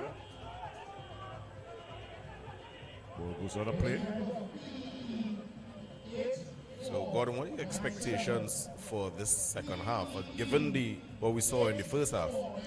I think what's going to happen, this Central team, they're going to continue to press the Club Sando team. The Club Sando team, though, is very organized. Yeah. So it's going to take a moment of brilliance to really separate these two teams. Then, after one goal, anything can happen after that. Yeah. But I think the first goal in this game is going to be very important for the way we see the rest of the game continues. Central, they have loads of experience and talent on the bench. Mark Ramdin, he's come more in field in this second half. And no call by the referee. And Corbin, Kadeem Corbin. And then he just loses out. And then a soft foul there. Kadeem Corbin there, just putting the ball through the two legs, as we call it in the Caribbean. The sex beat. It's called a nutmeg in England. Just putting the ball through two players' legs, showing his skill and quality. And called the breed in the street football. Yeah, in street football, yeah. They will tell you close your legs. Yeah. But it's going to be a free kick in a very interesting position. I think Tyrone Charles will get up and over it. When you have a team with this quality, and you get a free kick in this area, everyone wants to take it. Yes, this one will be a hard one to tell for all my sports bettors out there.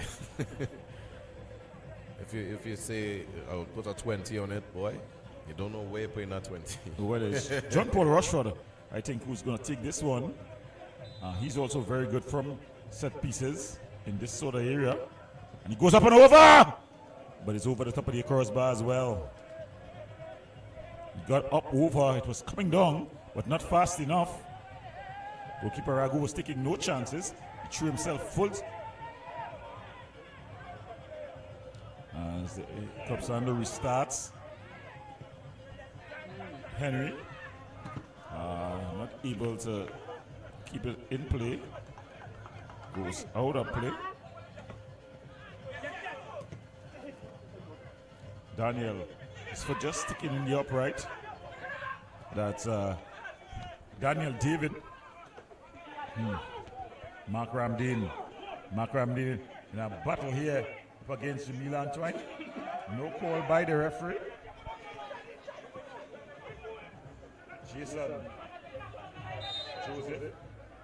Jason Joseph there in a battle. The prison officer man. He's showing a lot of muscle. Not the biggest of players. Ramdin certainly with a burst of speed, like lightning he came out. Yes, he's gone from the wide position more inside, and he's been definitely more effective on the inside. Kieran Cornwall, Valda Cornwall stands over this one. Certainly Certainly showing some promise there, that Mark Ramdeen. Ramdeen. Excellent Keeper comes, ball. pushes out. Claire, it's kept alive. And then Charles. Kiza. Ramdeen.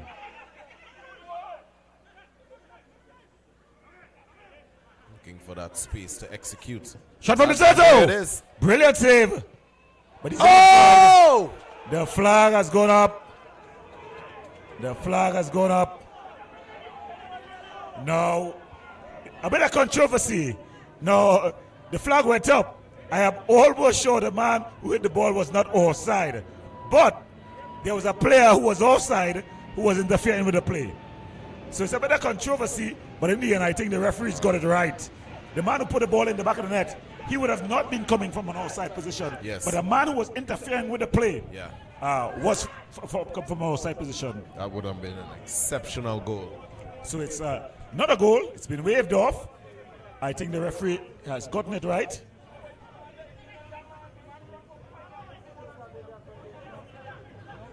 I must say, it's certainly building up. It's the best attempt we've seen thus far.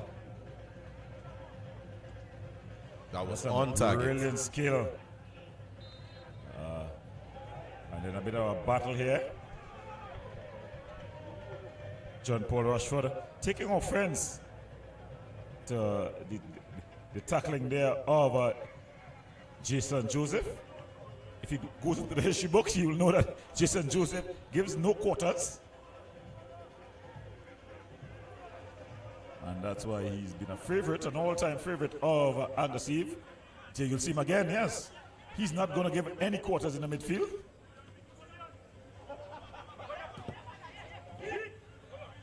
Silky smooth. That's a good work there by Jamil Neptune.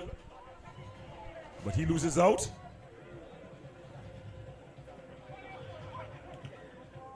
Elton John just playing it out. And it goes out. It's going to be a throw-in.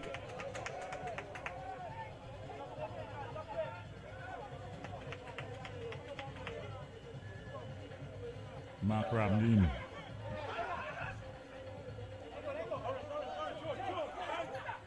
On the throw-in. Great ball control there.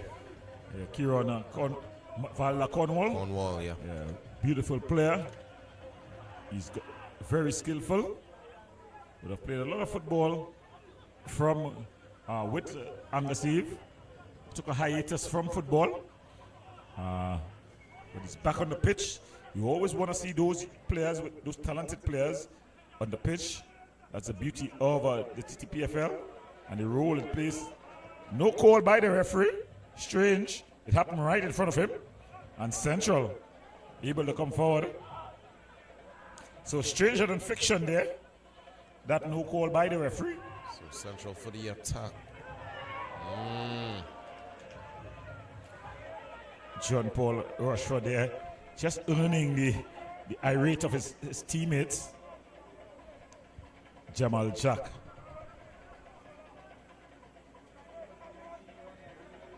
Ball played up line.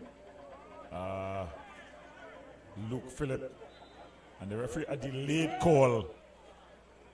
Of course, Caleb Sturge, a no-nonsense type defender. Very left-footed, but he can't play right back. But when he tackles, yeah, you're definitely going to feel it. Yeah. You tend to think there's a hint of a, you don't want to call him a nasty player, but there's a hint of a cruelty in his tackles. Mark Ramdeen. That's a good ball throw. Yes, it's and big there- throw, it felt. Houston, Hudson, it. Oh!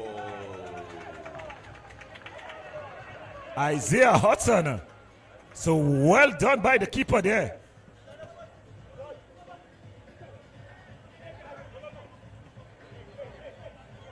And they go all the way back to goalkeeper Ragu. Banging it upfield.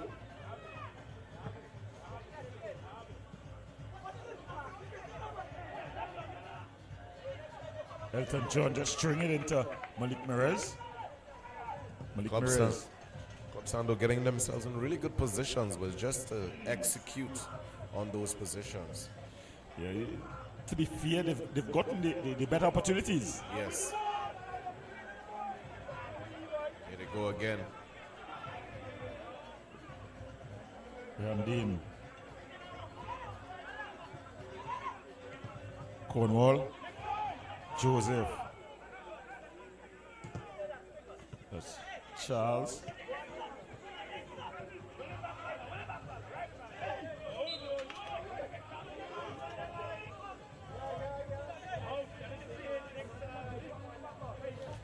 So it's gonna be Club Central. Central. Of course. Central Reboot. MIC. Yes. Ball played forward. Rago quickly off his line. Comes, claims cleanly. And he throws it to Jamal Jack. Jack. Oh, he gives it away cheaply. You have to watch himself. Jack is about 210, most of it muscle. You don't want to be going on a challenge with him. Right. And here you see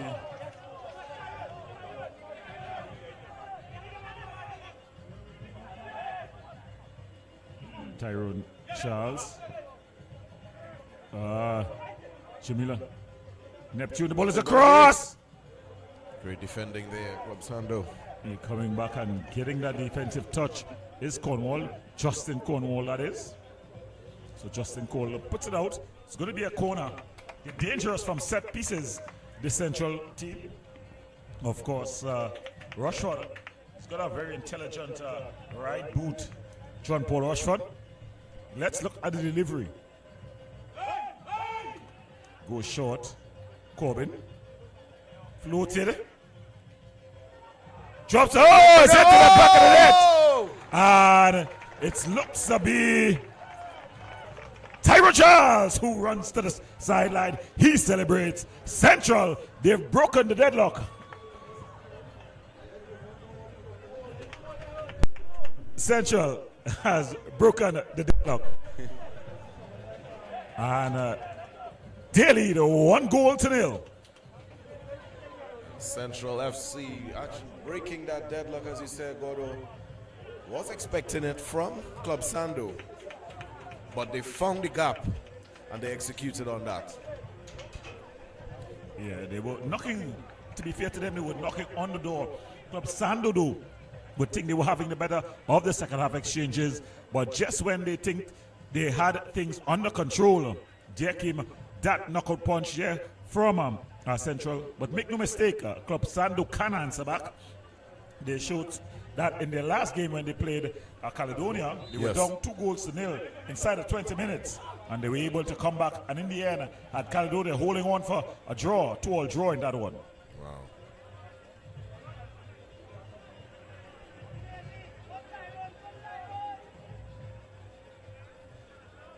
Joseph. Luke Phillip. He's disappeared a bit from this team. Jack. And they're taking their time to retrieve that ball.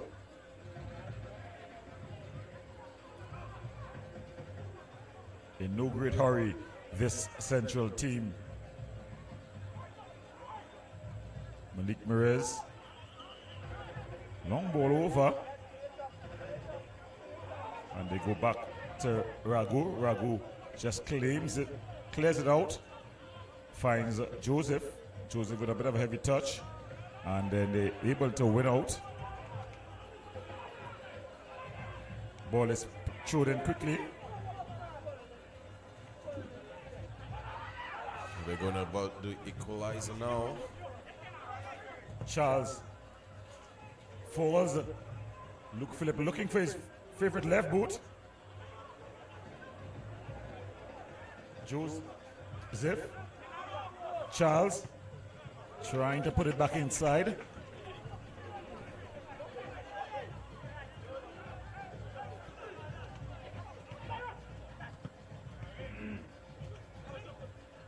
Corbin.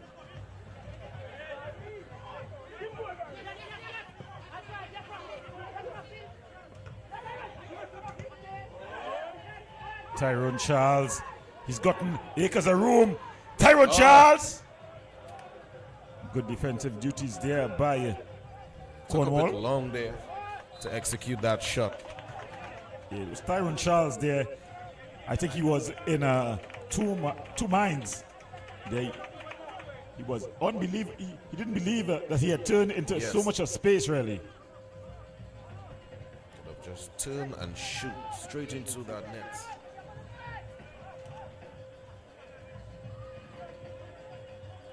Ramdeen. That's a good take there by Charles. He tried to get Cornwall going. Cleared out. That's a good touch there by Daniel David. Does he have the support? But then he just gives it away easily.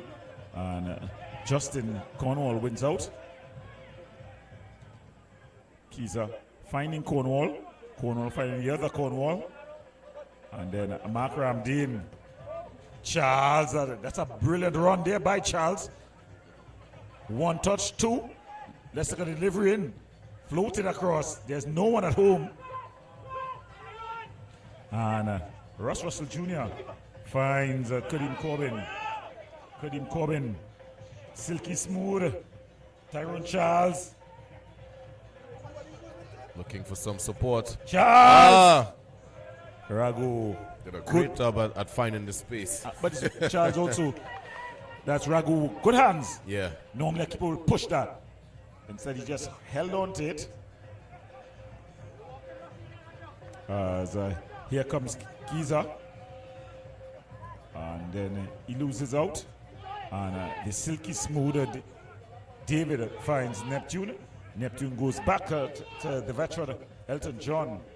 And then he just loses out. Of course, Elton John, a journeyman, he was at Jablote with the famous Jablote at that point, one of the young guns that came through Terry Fenwick hands. Yes.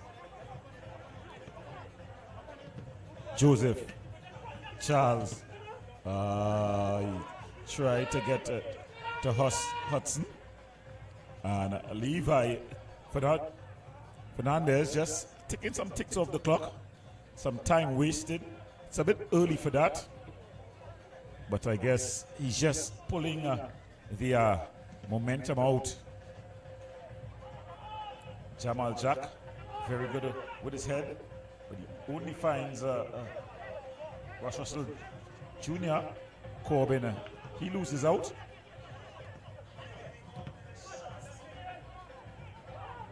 Is he onside? He definitely would have been offside there, Russ Russell Jr.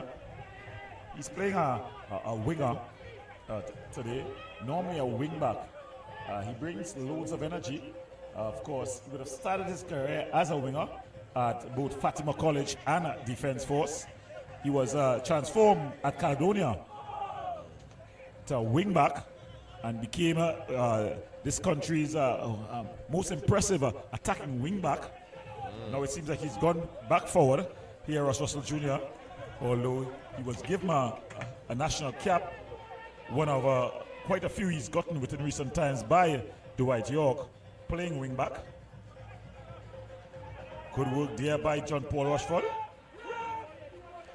Corbin loses out. Club Sando looking for their equalizer now. Mark Ramdeen. Ezekiel Kiza. Ramdeen. Pull back, Kiza. Oh, what is he doing there? Headed on. Charles. Corbin.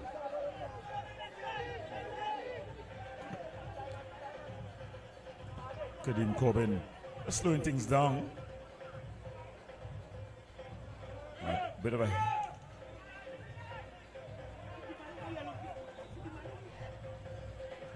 of a heavy tackle.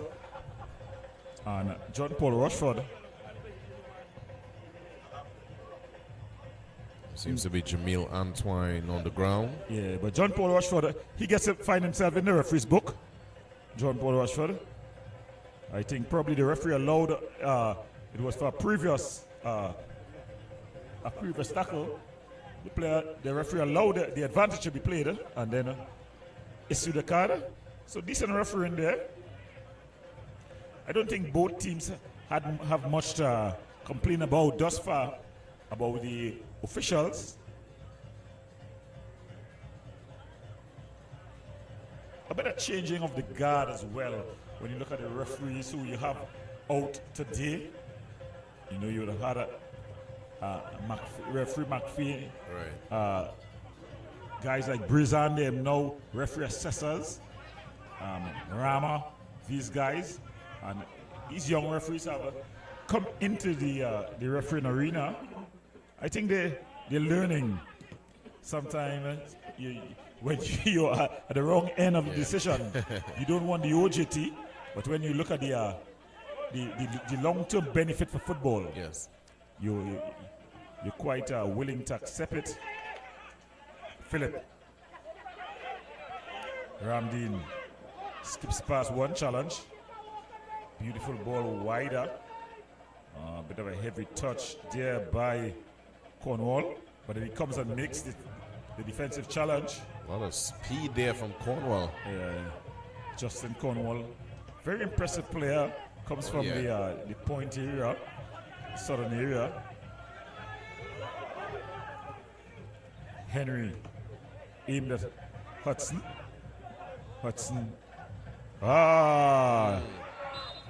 Yeah.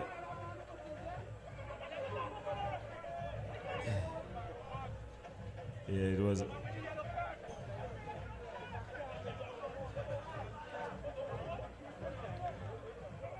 So he calls a foul there. Jamil Antoine. He's been the recipient of the foul from that's Isaiah Hudson. Isaiah Hudson really he's worked his socks off. As we see two guys looking to get warmer here. Chivinez Hamilton, the former Seaman Road man, now resides I think somewhere in the Furrows area. Chivinez Hamilton, and of course Kieran Bolpes Cummins looking to make a double substitution at Club Sando. They have to find their way back, and there Hudson just committing the infringement as two substitutions about to be made, and Hamilton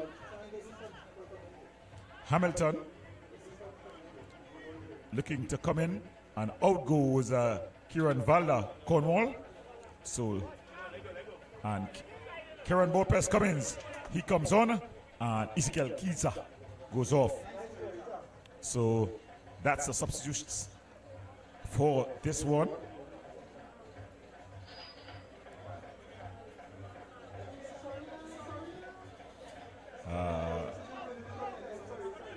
Elton John.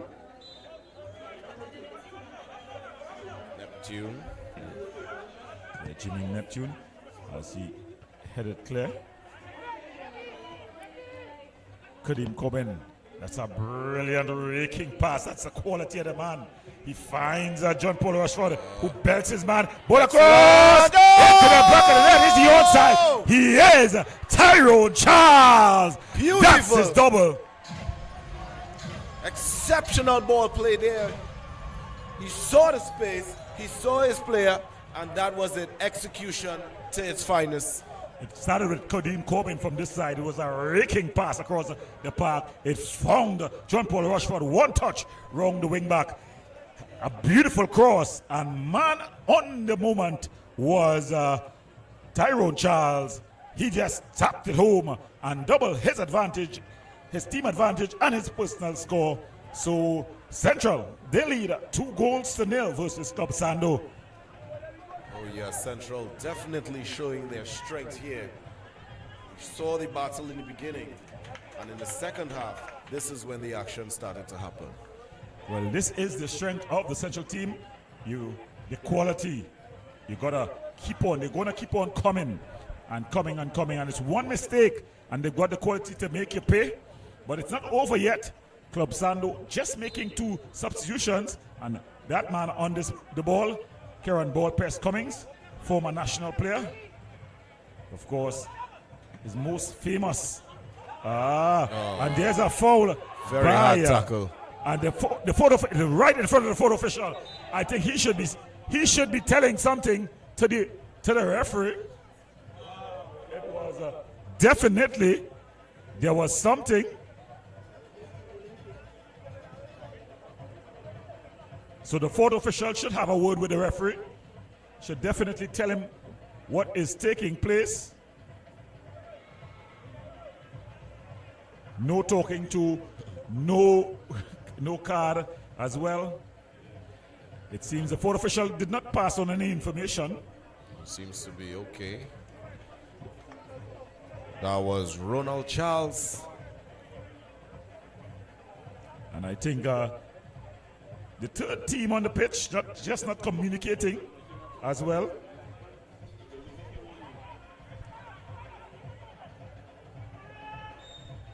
And Samuel the referee, Mr. Andrew Samuel, just blowing for the infringement. He was left with no choice in the matter. Daniel fingers David, finds Jamil Antoine. Antoine finding as he lose out here. Ramdeen, that's a brilliant ball. Charles, just allowing it to run.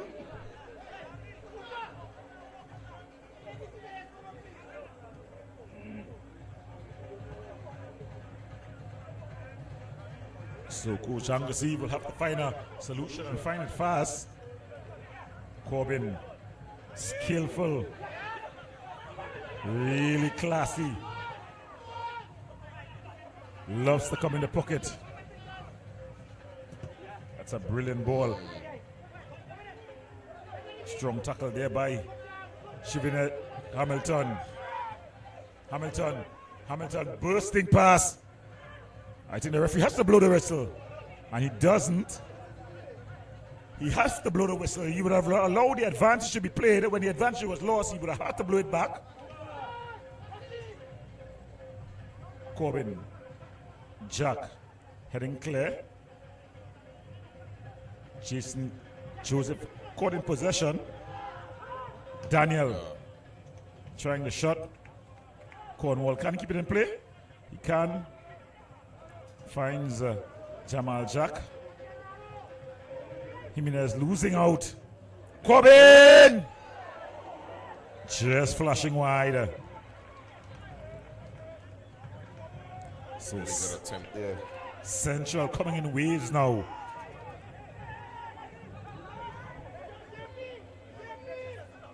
Mark Ramdeen. Cummings losing out. Neptune.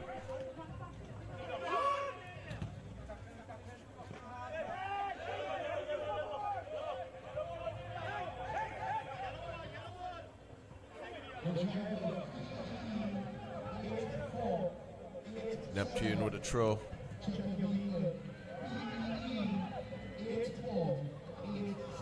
Russ Russell Jr. Daniel. He goes down in a bundle.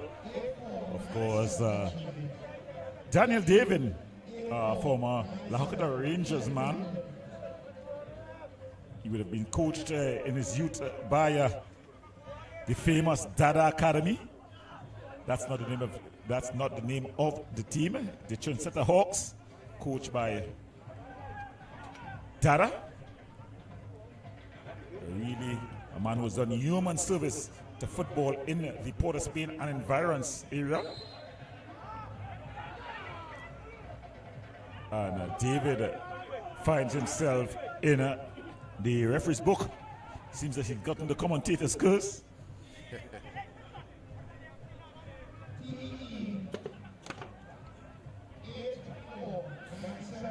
Normally from this distance, Kieran Ballpress Cummins could challenge the keeper. But again, Father Time as well would have a say here. Is Sando going to bring one back? As they look to make a substitution. Looking. Cummins. Oh! It's still in play. Chivinez. Hamilton. Good work by Hamilton. Still Hamilton. Still Hamilton going. A great fight there. Back to central. Ramdeen. Cummins. It's true. He's not going down the ball across. Jack. Great defending there by Elton John. Yeah, Elton John putting his body in the line there. As we see a substitution about to be made, and it's Josiah Cooper. Josiah Cooper, who's the man who's going to be coming on, and I think it's going to be Mark Ramdeen.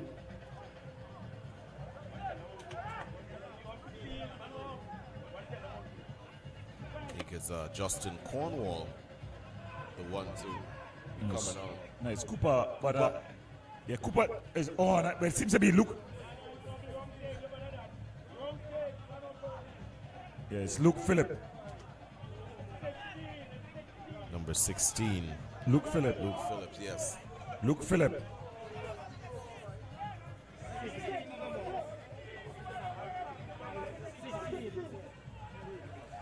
So it's Luke Phillip who's gonna be making way for Cooper. And Mark Ramdeen.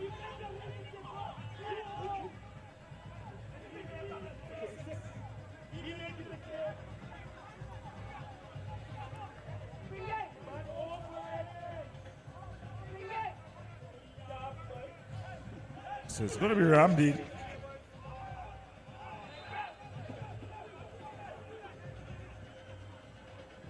Very high. Keeper comes flagging. Charles.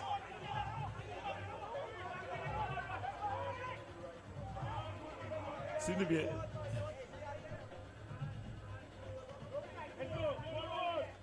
so it's gonna be a goal kick.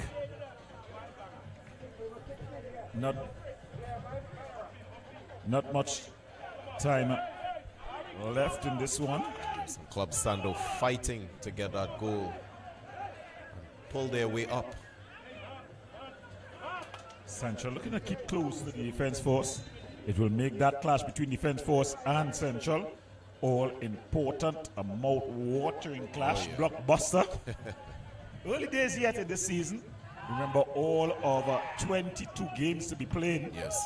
We're only on to match day number 6. But ball across. Corbin. But already they're beginning to separate the sheep from the goats in the standings. Sturge just coming on, tipping it away. The ball coming all the way through, crashing into the midsection of Hamilton. And John Paul Rushford unable to make any headway. I think any moment now we can see the substitution coming from Central. They've got loads of quality. They may not be as fast as they once before. Ball played over. Elton John. Ross Russell Jr.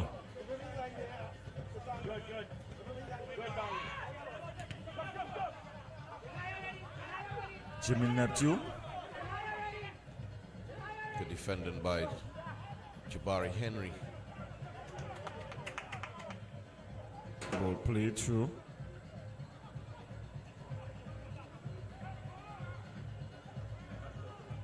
Kiza. Pulled across. Ramdeen. Oh, trying to do too much here. Ross Russell Jr.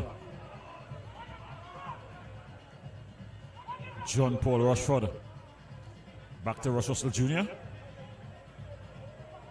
Nice 1-2. Corbin. He went for the spectacular. The fans, they're cheering. But over the moon. Yeah. In cricket, they'll say 6 runs. In that will only be a goal in rugby. Yes. Or American football. Over the moon.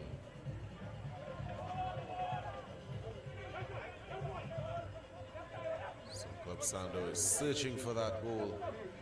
Yeah, definitely earlier when the tactic of hoping to hit on the counter was working, they had 2 good opportunities to put themselves up, but then it was the quality of Central with Tyrone Charles getting a double. Charles! The attempt, great attempt. This time it's Ronald Charles. Tried his luck. The wingback is playing higher up now, trying to force Ross Russell Jr. to do some defensive duties. There seem to be movement on the central bench. The veterans, they've lined up to come on.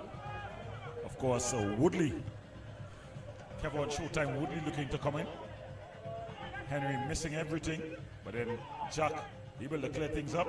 So it's Woodley. Also seeing number 4, Pascal, as well warming up. So it's Woodley who's looking to come on, as well as that's Simon. That's Cordell Samuel. And number 4, Pascal, looking to come on for Club Sando. Sturge. Still Sturge. Oh, that's a brilliant turn there. A dummy and run off there by Corbin. Sturge.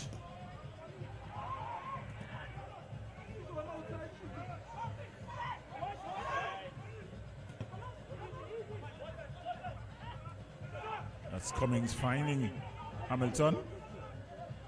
Still Cummings. Well, good return. Reverse pass, coming punching. Punch by the keeper.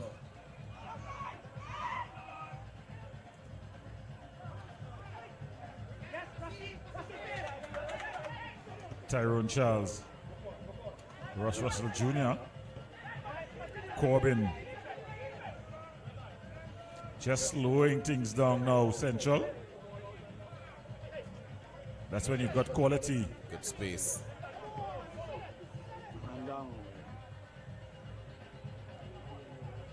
John Paul Rushford. Exceptional at finding John Paul those Rushford. spaces. He's gone past Cooper. And Rushford is making the crowd very excited on that other side. Yeah.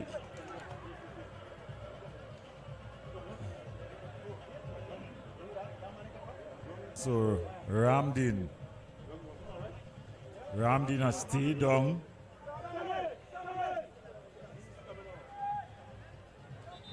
So Ramdin is going to make way. Coming on for Ramdin is Pascal, Jerron Pascal for Club Sando.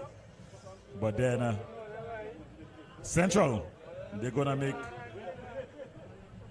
Central, they're going to make 3 substitutions.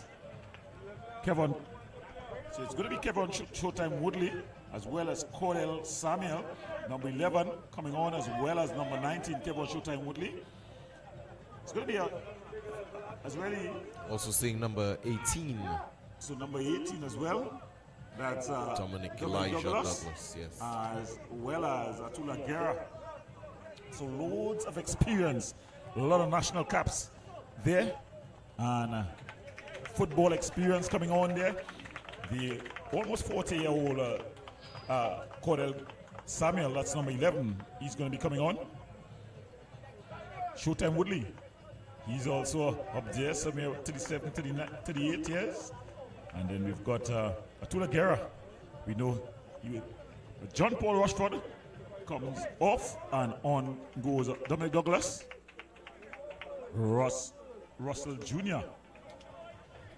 comes off. And then Cordell Samuel comes on. The last two substitutions. Tyrone Charles taking his time. He's already gotten a double. He's taking his time to come off. And he's replaced by Kevon Showtime Woodley. And finally, Kadeem Corbin. He comes off and on comes Atula Guerra. So it's a 4-man substitution. And although the age group may go up, the quality does not come down. Yes. Kevon Showtime Woodley, remember, made his international debut just last season.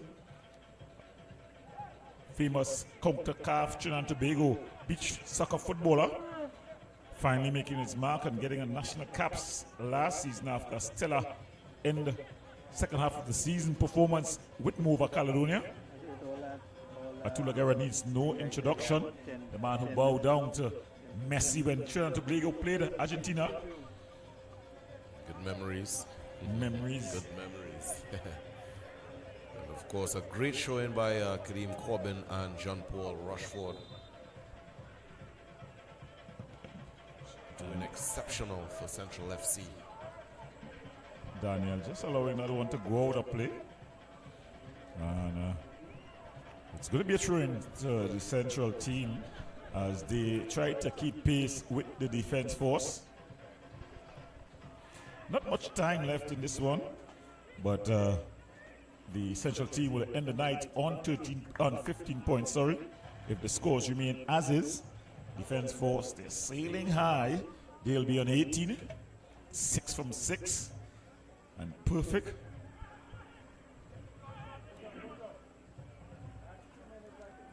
He's just straight into an offside position there. Well, Gordon, we were waiting to see who were going to break the ice first. Central FC certainly penetrated. Yeah, the first goal was always going to be important in this one. I think it would change the structure, not necessarily the structure, but the way of attack of the Club Sando team. If it's 0-0, they'll continue to be very organized, very defensive, and hit you on the counter. But when they got to chase a goal, they just begin to open up a bit. And I think the quality of this Central team is something that you cannot afford to sleep on. Oh, yes. A team that most footballing, local footballing enthusiasts coin the mercenary team of the league. Yeah, these players are quality players. Oh, yes. That's on the pitch. Off the pitch, you may just have questions. Yeah. But there's no question about their quality. And that man on the ball, Karen Ball press comments, there can be no question about his quality. Neither can there be questions about Hamilton quality. The two Club Sando's players crashing into each other. Cordell Samuel, that's a brilliant back heel there. Daniel, early ball across. Jamal Jack, miss clearance, but he does enough. And then he's able to bring it forward. Cornwall picks up, finds Cummins. Cummins, the ball across, the keeper comes, and it's hit to the back of the net. He's pulled one back. Justin Cornwall has pulled one back for Club Sando. It's 2-1 here. Game still on. Oh, yes, bringing it back. Very nice knock there. Yeah, it was some good defensive work starting at the back by Jamal Jack. He was able to find Cornwall. Cornwall finding the quality of Karen Ball press Cummins. His ball across. There was confusion in the area. And Justin Cornwall was able to slot it home. And they were able to pull one back. So the score, 2-1. All to play for. Ball cleared out. Ball played forward. Cordell Samuel, heavy touch there by Douglas. Cooper That's a brilliant ball there by Cummins. Still showing his quality and class. The early ball, but it's cleared out. And then Charles unable to keep it alive. Looking and searching for that equalizer now. That will certainly upset Central FC. Yeah, it's definitely gonna be. So it's 3 minutes of added on time. K2. Henry.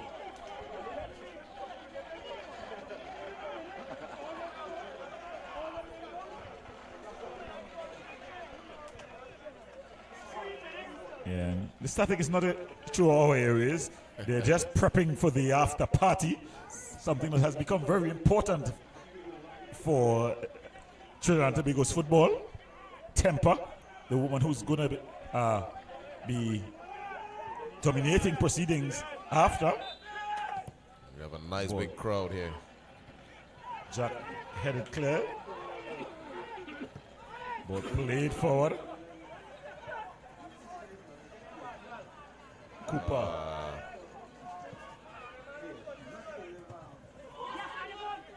Cordell Samuels. Great push.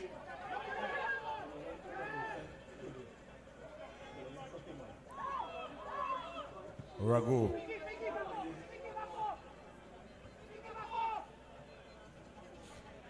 Cummins keeping it alive. Cornwall the goal scorer.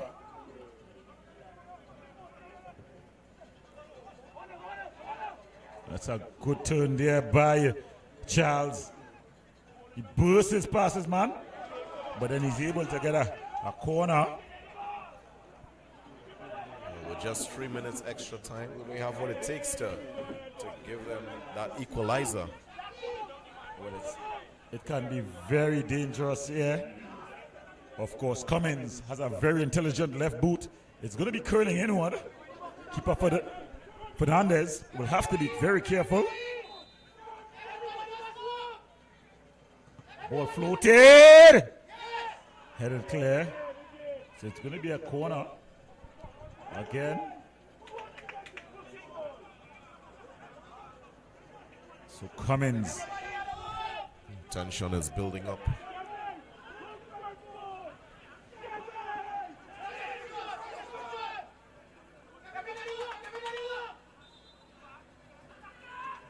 Cummins. Headed. It's not cleared. It's off the upright. So another corner.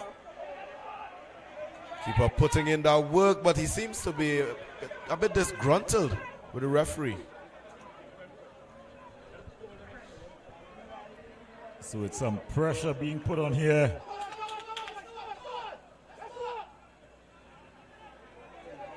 There's tension on and off the field.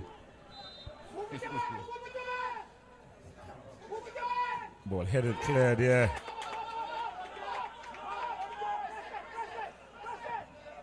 Ball pumped back in. Keeper comes and he claims.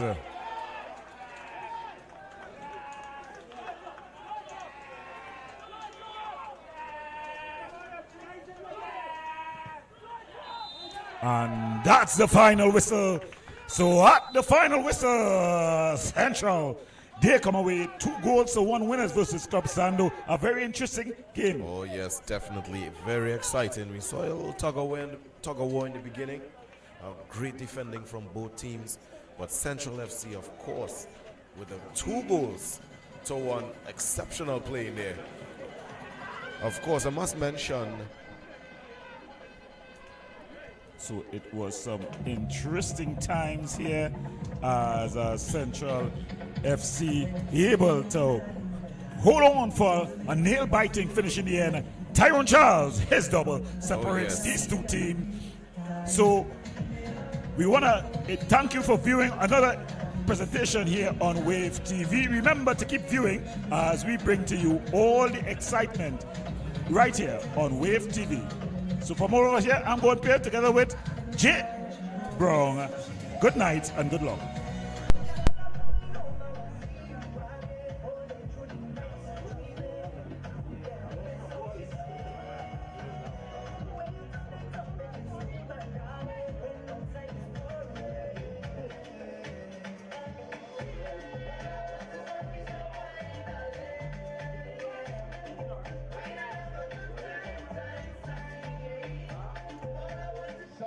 sponsors.